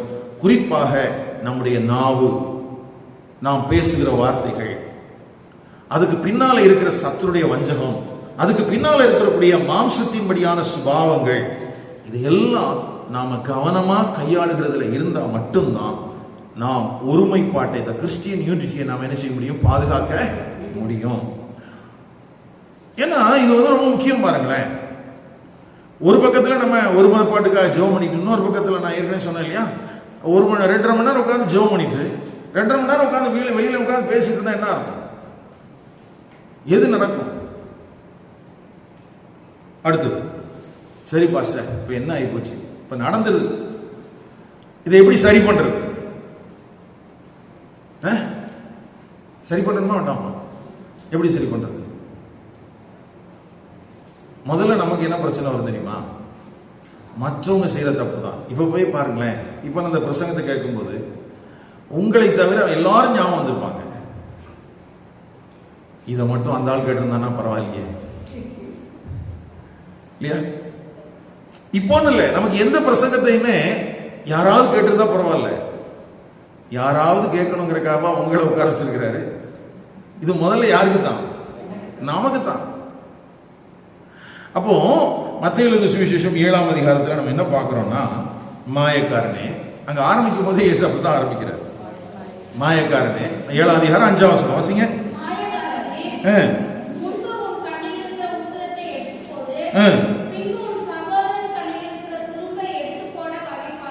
நல்ல கவனிங்க, நாம் சகோதரனுடைய குறைவுகளை சுட்டிக்காட்ட பொறுப்புள்ளவர்களாக இருக்கிறோம். இந்த வார்த்தைகளை நல்லா புரிஞ்சுக்கணும்.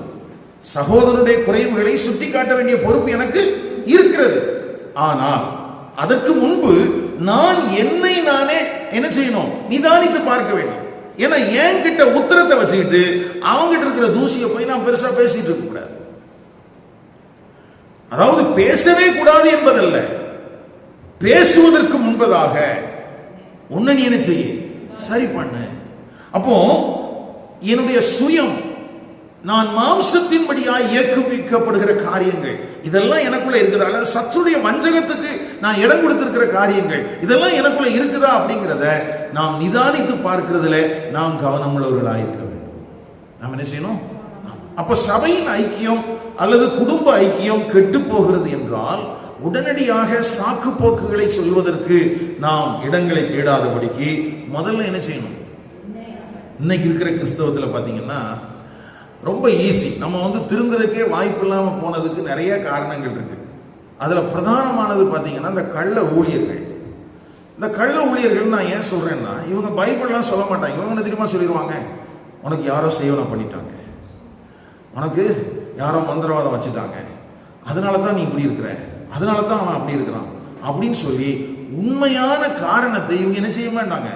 ஐடென்டிஃபை பண்ணவே மாட்டாங்க. உண்மையான காரணம் என்னன்னு தெரிஞ்சாதானே நான் திருந்த முடியும். அதுக்கே இடம் இல்லாதபடிக்கு எல்லா நேரத்திலையும் திருப்பி திருப்பி பேசப்படுவது என்னதுதான். அப்ப சபைக்குள்ள இருக்கிற ஜனங்கள் என்ன நினைக்கிறாங்கன்னா, நாங்கெல்லாம் நல்லா தான் இருக்கிறோம், எவனோ ஒருத்தன் மந்திரவாதம் பண்ணிட்டான் அதனால நாங்க எப்படி சண்டை போட்டுட்டு இருக்கோம், எவனோ ஒருத்தன் விக்கிரக ஆராதனை செஞ்சுட்டான் அதனால நாங்க ஒருத்தருக்கு ஒருத்தர் அடிச்சுக்கிறோம், மற்றபடி நாங்கெல்லாம் யாரு ரொம்ப யோக்கியவாங்க. அப்படியா? ஆனா பைபிள் என்ன சொல்லி இருக்குது? மாயக்காரனே, முதல்ல என்ன செய்ய? உன்னை உன் கண்ணில் இருக்கிறத பாரு, உன் வாழ்க்கையை பாரு, உன்னுடைய வாயின் வார்த்தைகள், உன்னுடைய இருதயம். நீ மாம்சத்தில் ஏக்குவிக்கப்படுகிறவனாக இருந்து கொண்டு நீ ஒருமைப்பாட்டை காத்துக் கொள்ளுகிறதிலே நீ கவனமாக இல்லாமல் நீ மற்றவர்களை எப்படி குறை சொல்ல முடியும்? சரியா? அப்போ முதல் பாயிண்ட் என்னன்னா, நம்ம செக் பண்ணி பார்க்கணும், இப்ப நடந்த பிரச்சனைக்கு நான் எந்த விதத்திலையும் காரணமா, நான் எந்த விதத்திலையும் காரணமா அப்படிங்கிறத செக் பண்ணி அதை கரெக்ட் பண்ண வேண்டியது அவசியம். ஒண்ணு. ரெண்டாவது, சரி இப்போ அதை செஞ்ச பிறகு இப்போ பக்கத்தில் இருக்கிற சகோதரன் மேல தவறு இருக்குது அப்படின்னு தெரிஞ்சுன்னா, மத்தேயு 18ஆம் அதிகாரம் 15ஆம் வசனம், அங்கே சபைக்கு உள்ள ஆண்டவர் என்ன செய்யணும்னு சொல்லி அழகா கற்றுக் கொடுத்திருக்கிற ஒரு பாடம். உன் சகோதரன் குற்றம் செய்வான், அவனிடத்தில் போய் நீயும் அவனும் தனித்திருக்கிறீர், அவன் குற்றத்தை அவனுக்கு உணர்த்து. ஆமா, நீ தனியா இருக்கும் போய் சொல்லு. சமீபத்தில் ஒரு சகோதரனத்துல நான் கேட்டேன், ஏயா இவ்வளவுலாம் பேசிருக்கீங்களே, என் கூட தானே வர்றீங்க, என் கூட தானே சுத்திக்கிட்டு இருக்கிறீங்க, என்கிட்ட பேசலாதுங்க. அதெல்லாம் அவ்வளவு பேச முடியாது.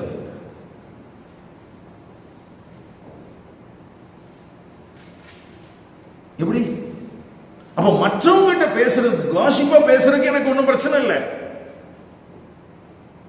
தவறு செய்தவர்களிடத்தில் நேரடியாக சொல்வதற்கு நமக்குள்ள தயக்கம். ஆனா வேதம் என்ன சொல்லுது? அந்த வசனத்தை திரும்ப வாசிங்க. உன் சகோதரன் உனக்கு விரோதமாக குற்றம் செய்தால் அவனிடத்தில் போய் நீயும் அவனும் தனித்திருக்கையில் அவன் குற்றத்தை அவனுக்கு உணர்த்து. ஆண்டவர் சொல்லவே கூடாதுன்னு சொல்லலையே இல்லையா? மத்தேயு 7:5 வாசிக்கும் போது என்ன சொல்றாரு? உன்னை நீ பரிசீலனை பண்ணி பாரு அப்படிங்கிறார். ஆனா அதோட முடிஞ்சிடல வேதம். இங்க என்ன சொல்லி இருக்குது? நீ மற்றவனுடைய குறைகளை நேரடியாக போய் சொல்லு. யோசிச்சு பாருங்களேன், இங்க இருக்கிற நம்மில் எத்தனை பேர் நமக்கு விரோதமாக செயல்பட்ட மனிதர்களை நேரடியாக பார்த்து பேசியிருக்கிறோம்?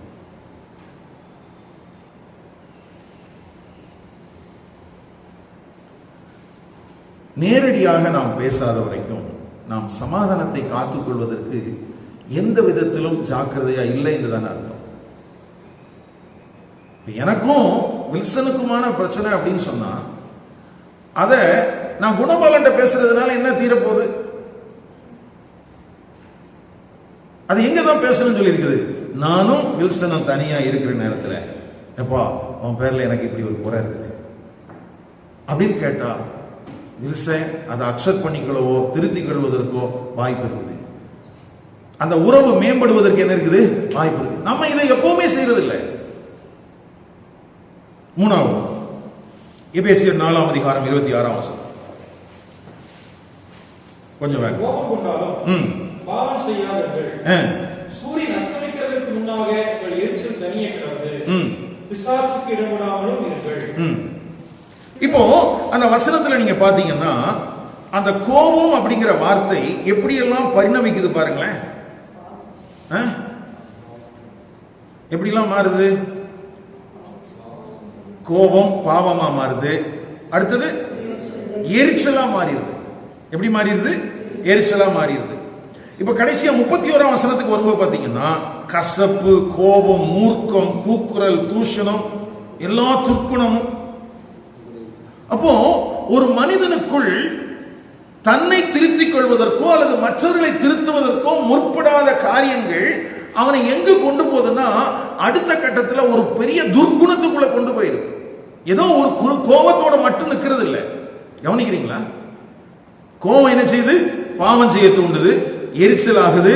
அடுத்தது கசப்பு, கோபம்.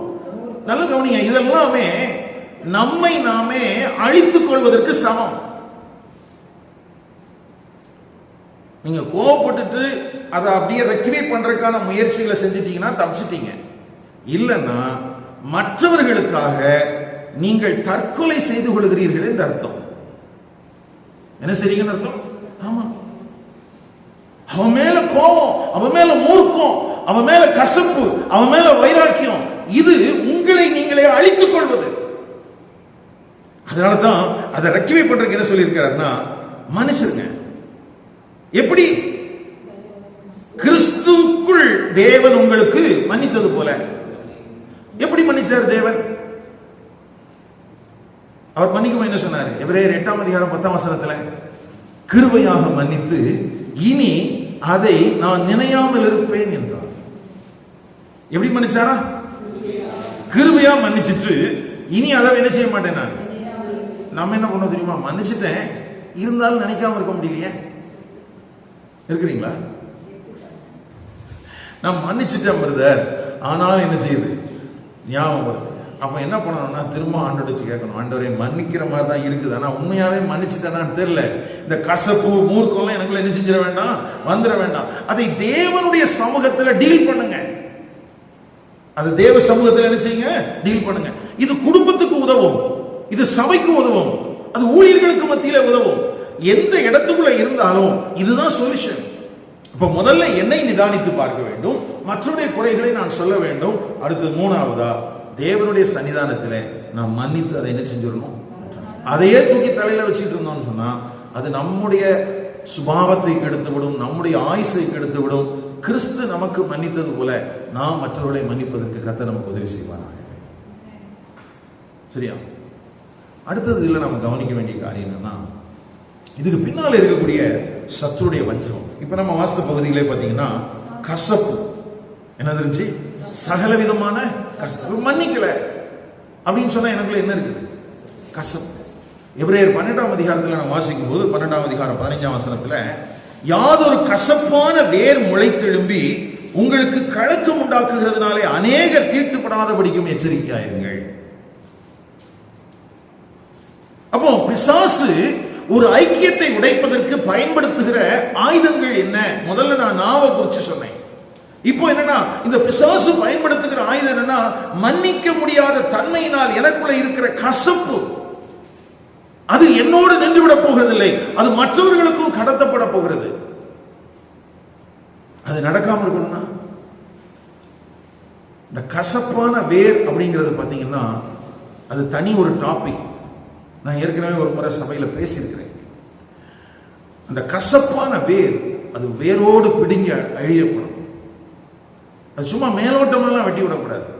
சில முள்ளு மரங்களை நம்ம சுத்தப்படுத்தும் போது பாத்தீங்கன்னா மேல மட்டும் வெட்டி விட்டீங்கன்னா அது என்ன செஞ்சுட்டே இருக்கும்? முளைச்சிட்டே இருக்கும். இது மேல வெட்டி விடக்கூடாது. அது வேரோடு என்ன செய்யப்படணும்? அகற்றப்பட வேண்டிய காரியம். நமக்குள்ள யாரை குறித்தாகிலும் கசப்பான வேர் இருக்குமானால், கசப்பான எண்ணங்கள் இருக்குமானால், அது வேரோடு என்ன செய்யணும்? அடுத்தது பாத்தீங்கன்னா மிஸ் அண்டர்ஸ்டாண்டிங், தப்பா புரிஞ்சுக்கிறது. நம்ம தான் நேர்ல பேசுறது இல்லையா? நேர்ல பேசாதனால யாரோ ஒருவர் சொன்னதை வச்சுக்கிட்டு தான் நம்ம டீல் பண்ணிட்டே இருக்கோம். அவங்க சொன்னாங்க, இவங்க சொன்னாங்க. இப்ப நேர்ல உட்கார்ந்து பேசி இருந்தா அது என்ன செஞ்சிருக்கும்? சிலர் பாத்தீங்கன்னா நேர்ல பேசவே மாட்டாங்க. நான் சும்மா சொல்லல, உங்ககிட்ட நான் கேட்டேன், 2 பேர்ட்ட கேட்டேன், வாங்க நேர்ல உட்கார்ந்து பேசுவோம்.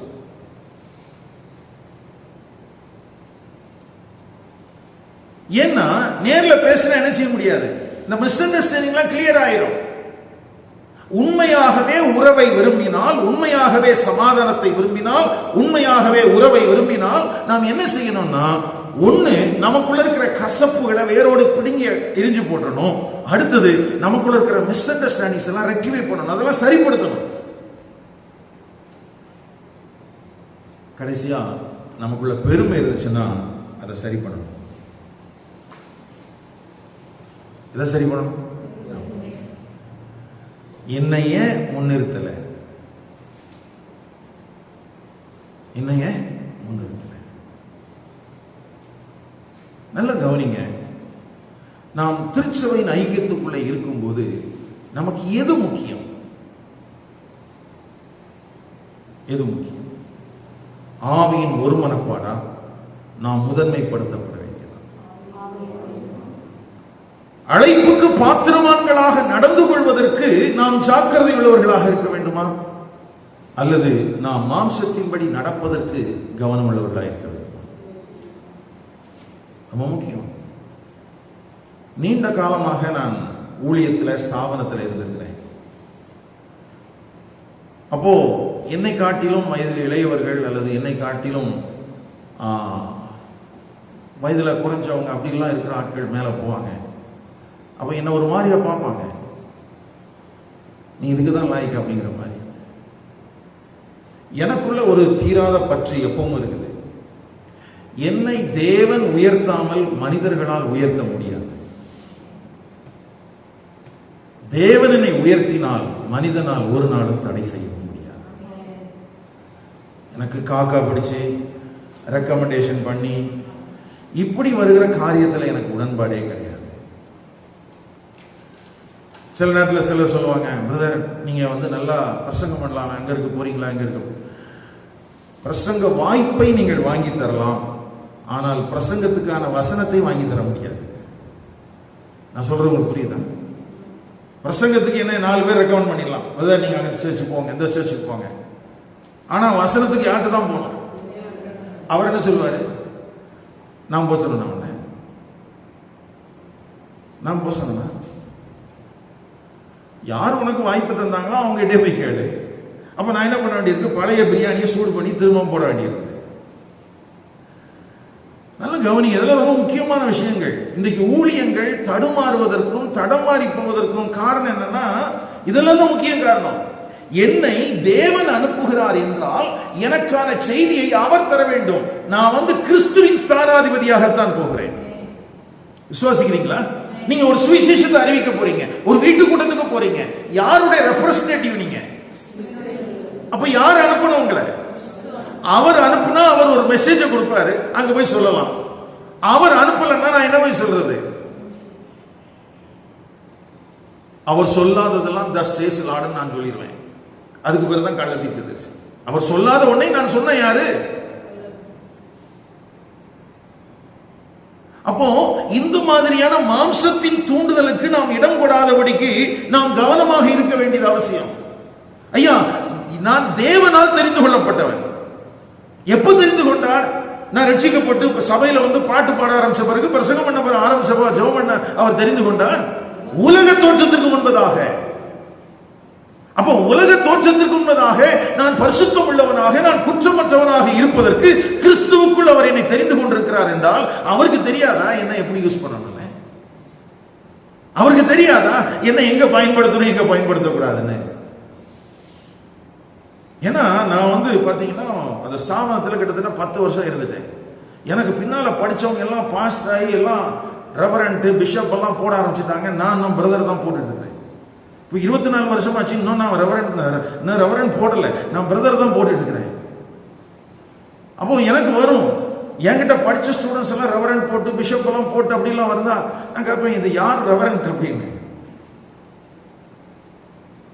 என்னன்னா இன்னைக்கு உலகம் அப்படி ஒரு போதைக்குள்ள சிக்கி இருக்கிறது. உலகம் சிக்கட்டும் பரவாயில்ல, ஏன் கிறிஸ்துவ சிக்கணும்? அப்போ நான் என்கிற அந்த பெருமை, அந்த அகம்பாவம், அது இருந்தா ஒன்னஸ் இருக்காது. அது வீட்டுக்குள்ள இருந்தாலும் இருக்காது, சபைக்குள்ள இருந்தாலும் இருக்காது. அப்ப இந்த சத்துருடைய வஞ்சகங்கள் அழிக்கப்படுவதை குறித்து நாம் அக்கறை உள்ளவர்களாக இருக்கிறோம். ஒரே ஒரு எக்ஸாம்பிள் சொல்லிட்டு முடிக்கிறேன். அப்போஸ்தலனாகிய பவுல் சிறைச்சாலையில் இருந்து இந்த எபேசியர் நிருபத்தை எழுதினதை போலவே பிலிப்பு சபைக்கும் நிருபத்தை எழுதினான். பிலிப்பு சபைக்கு என்ன செஞ்சான்? நிருபத்தை எழுதினான். அங்கேயும் என்ன பிரச்சனை அப்படின்னா, 2 சகோதரிகள் சண்டை போட்டுட்டாங்க. 2 சகோதரிகள் சண்டை போட்டுட்டாங்க. சிந்திகையாள், ஏயோதியாள். இவங்க பிலிப்பு பட்டணத்தில் போட்ட சண்டை எங்க வரைக்கும் போயிடுச்சு? ரோமாபுரி வரைக்கும் போயிடுச்சு. அப்ப எவ்வளவு சண்டை போட்டிருக்காங்க பாருங்க. இவங்க பிலிப்பு பட்டணத்தில் போட்ட சண்டை எங்க வரைக்கும் போயிடுச்சு? ஜெயிலில் இருக்கிற பவுல் வரைக்கும் நியூஸ் போயிடுச்சு. அவன் அங்கிருந்து நிருபம் எழுதுறான், எப்பா நீங்க 2 பேரும் சண்டை போடாதீங்க, 2 பேரும் என்ன செய்யாதீங்க, சண்டை போடாதீங்க. அதான் சொன்னேன், இது ஆரம்பத்துல இருந்து இந்த பிரச்சனை என்ன செஞ்சுட்டே இருக்குது, இருந்துகிட்டே தான் இருக்கு. இப்போ இந்த 2 பேரும் சாதாரணமான ஆளுங்க கிடையாது பாருங்க. இந்த 2 பேரும் யாரு கிடையாது? இந்த ஏயோதியாலும் சிந்திக்கையாலும் யாரு கிடையாது? சாதாரண ஆள் கிடையாது. பவுல் அவங்களை குறித்து என்ன சொல்றாரு பாருங்களேன். நமக்கு இந்த டிசிவில நான் வாசித்தேன்னா கொஞ்சம் உங்களுக்கு ஈஸியா புரியுற மாதிரி இருக்குது. நீங்க பிலிப்பியர் 4 அதிகாரம் 3ஆம் வசனம் எடுத்து வச்சுக்கோங்க. பிலிப்பியர் 4:3.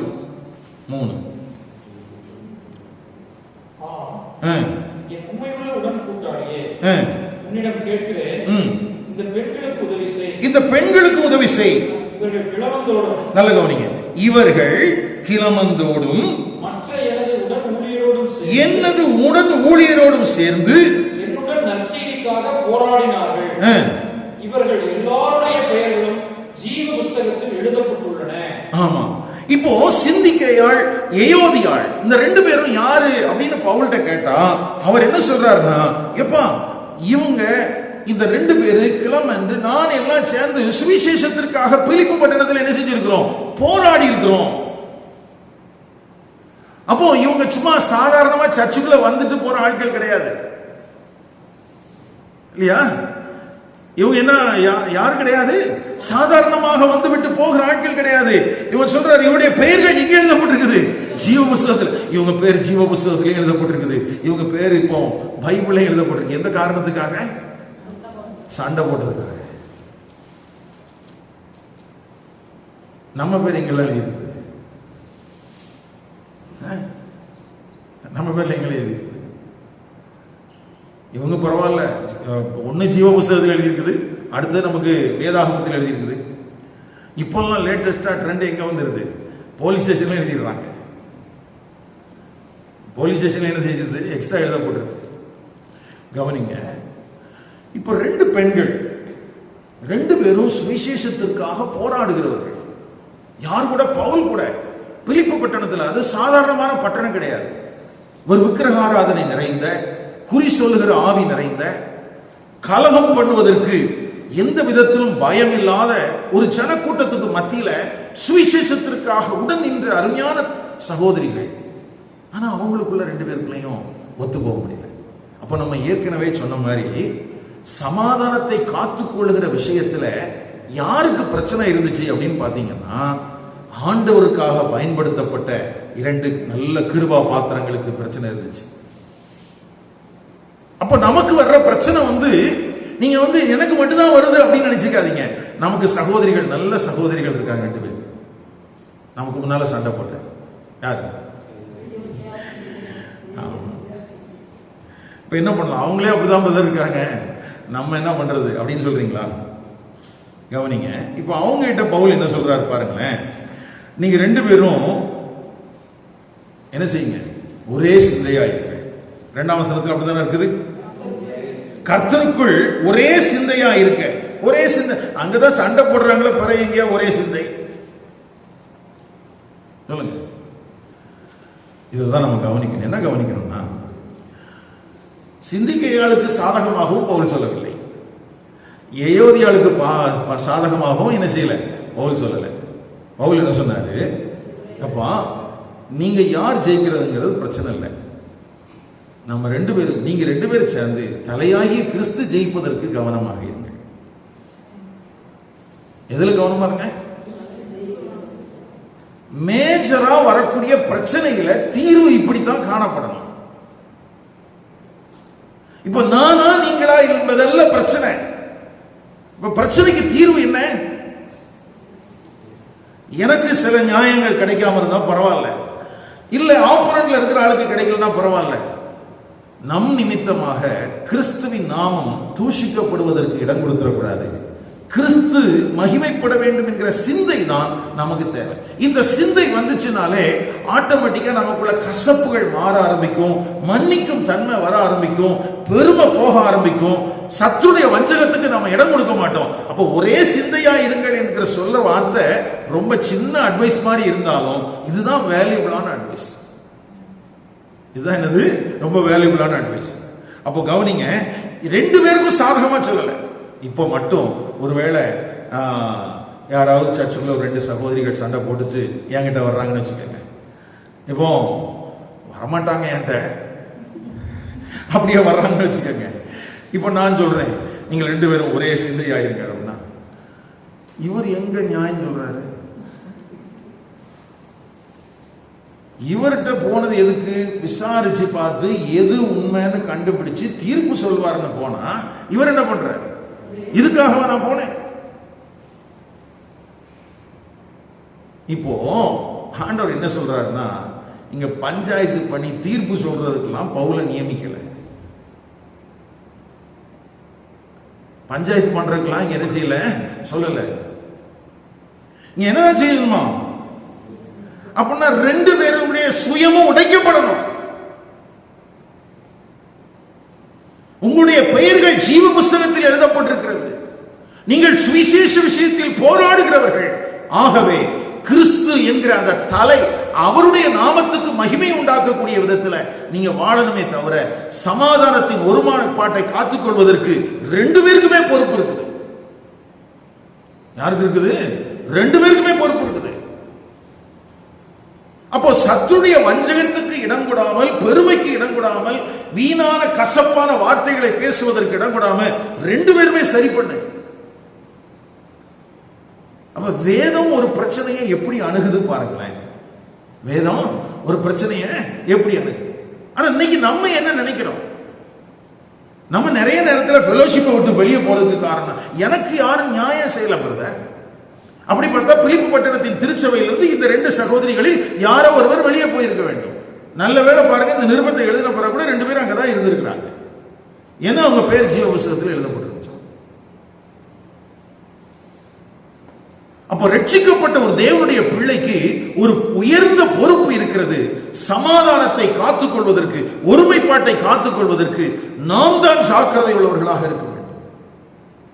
ஏன்னா சத்துரு எப்பொழுதும் என் மேல் தாக்குதலை தொடுத்து சபையின் ஐக்கியத்தை குலைத்து போடுவதற்கு எத்தனிக்கலாம். நான் அதை குறித்து அக்கறை உள்ளவனாக இருக்க வேண்டும். என் வாயின் வார்த்தைகளோ, என் இருதயத்தின் நினைவுகளோ என் செய்கையோ நடக்கையோ எதுவும் சபையின் ஐக்கியத்தை கெடுக்க கூடாது என்பதிலே நான் தான் அக்கறை உள்ளவனாக இருக்க வேண்டும். இது என்னுடைய பொறுப்பு.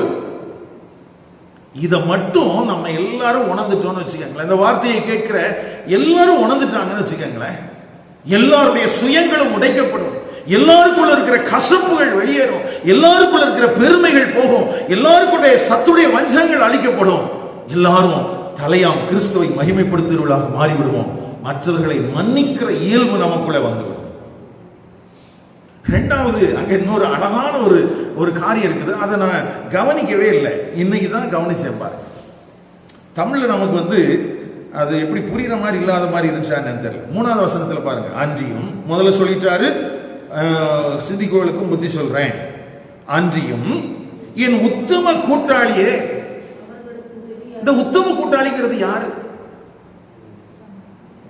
பிலிப்பு பட்டணத்தின் சபையில பவுல் சொல்றாரு, என் உத்தம கூட்டாளியே.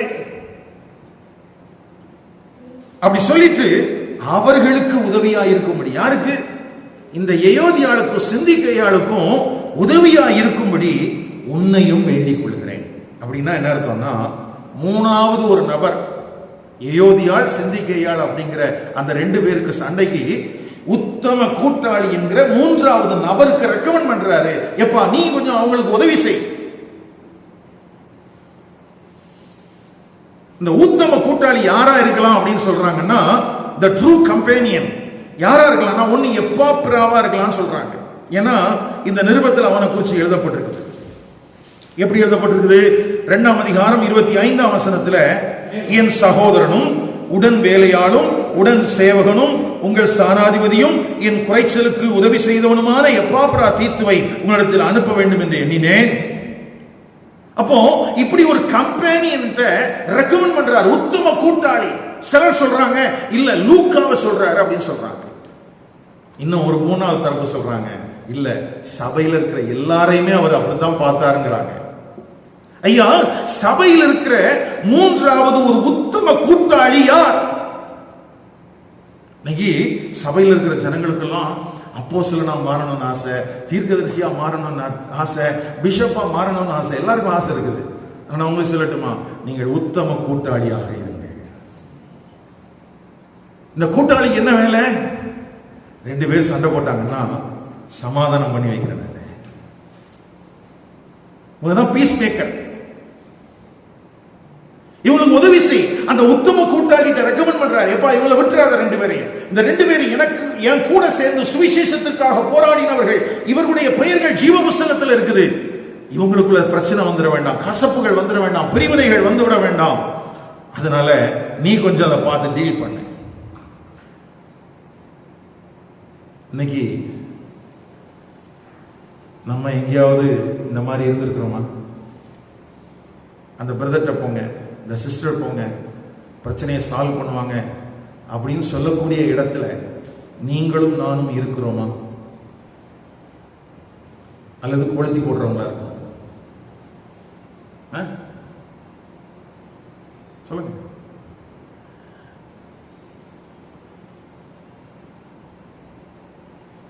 ஏன் தெரியுமா? இந்த வசனத்துல மிக முக்கியமான ஒரு காரியம் இருக்குது. எயோதியாலும் சிந்திக்கையாலும் சண்டை போடுறாங்க, ஆனா 2 பேருடைய பேரும் ஜீவ புஸ்தகத்தில் இருக்கு. 2 பேருடைய பேர் எங்க இருக்குது? ஜீவ புஸ்தகத்தில் இருக்கு. இந்த 2 பேரும் இயேசு கிறிஸ்துவின் இரத்தத்தினால் மீட்கப்பட்டவர்கள். இந்த 2 பேரும் பிதாவாகிய தேவனுக்கு முன்னதாக நீதிமானாக்கப்பட்டவர்கள். இவங்க 2 பேரும் ஒரு நாள்ல நித்திய ஜீவ வாழ்க்கையை ஒன்றாக ஒரே இடத்தில் அனுபவிக்க போகிறார்கள். என்ன பண்றது? நீ போற பரலோகத்துக்கு நான் வரமாட்டேன்னு சொல்லிடலாமா? இன்னைக்கு அதை மட்டும்தான் நம்ம ஆட்கள் சொல்லல. நமக்கென்று தனியாக ஒரு பரலோகத்தை கட்டி எழுப்போம் வாருங்கள் என்று நம்ம ஊர்ல ஆட்கள் எழும்பாத வரைக்கும் ஸ்தோத்திரம். ஆனா பவுலுங்க சொல்றாரு, எப்பா அவங்ககிட்ட கொஞ்சம் சமாதானப்படுத்தி வை. ஏன்னா 2 பேருடைய பேரும் ஜீவ புஸ்தகத்தில் இருக்குது. 2 பேரும் எங்கதான் வந்தாகணும். அப்போ ஒரு பிரச்சனைய பவுல் பரிசுத்த ஆவியானுடைய துணையோடு அணுகுகிற விதம் எப்படி இருக்கிறது பாருங்க. நம்மளா இருந்தா என்ன தெரியுமா சொல்லியிருப்போம், சரி பிடிக்கலையா, சரி நீ வேற சர்ச்சுக்கு போ, நீ இந்த சர்ச்சுக்கு போ.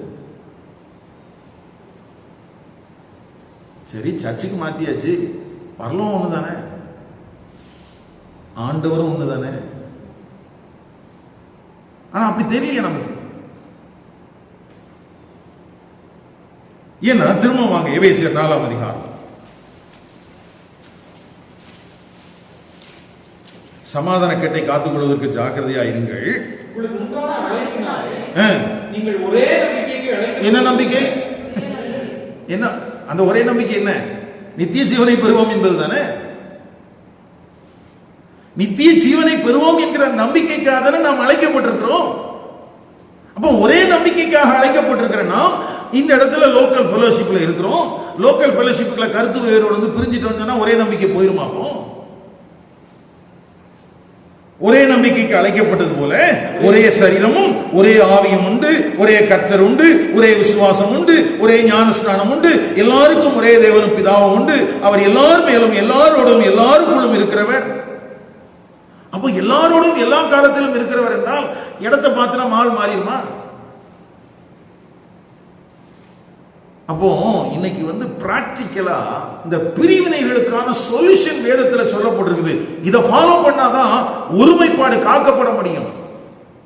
இந்த கிறிஸ்டியன் யூனிட்டி என்பது காக்கப்படுவது என்பது நாம் பிரிந்து போவதனால் அல்ல. சில தருணங்களில் ஆண்டவர் பிரிவுகளை அனுமதிக்கிறார்.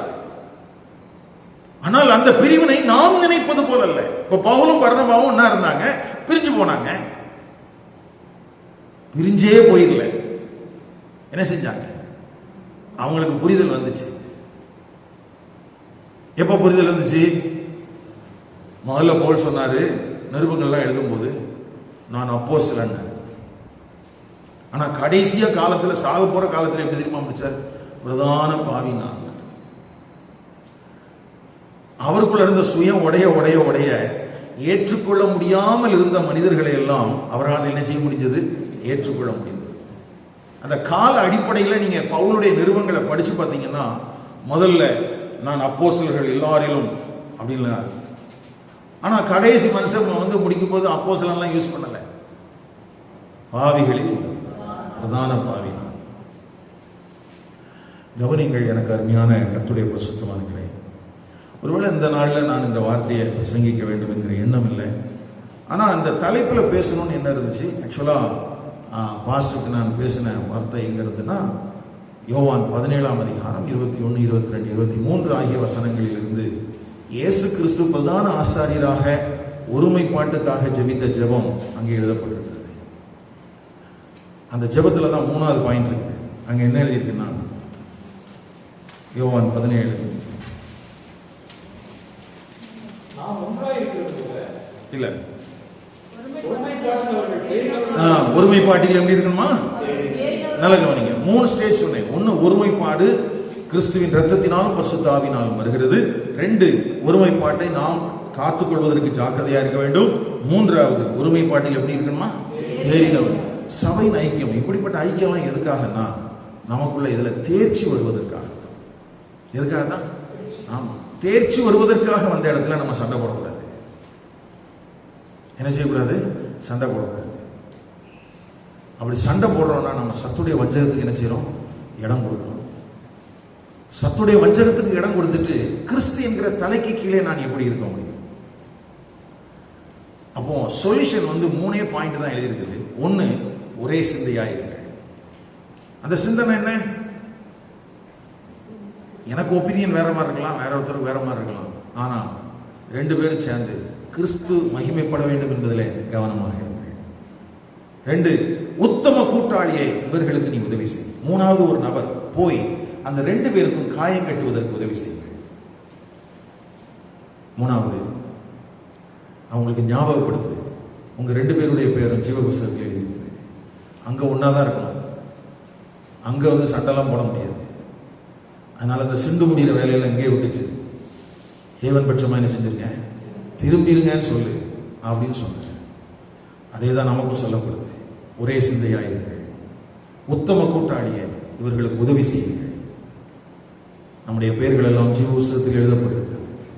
ஆகவே ஒரே நம்பிக்கைக்காக அழைக்கப்பட்டிருக்கிற நாம் சமாதான கட்டை காத்துக் கொள்கிறதிலே ஜாக்கிரதை. ஜெபம் பண்ணலாமா?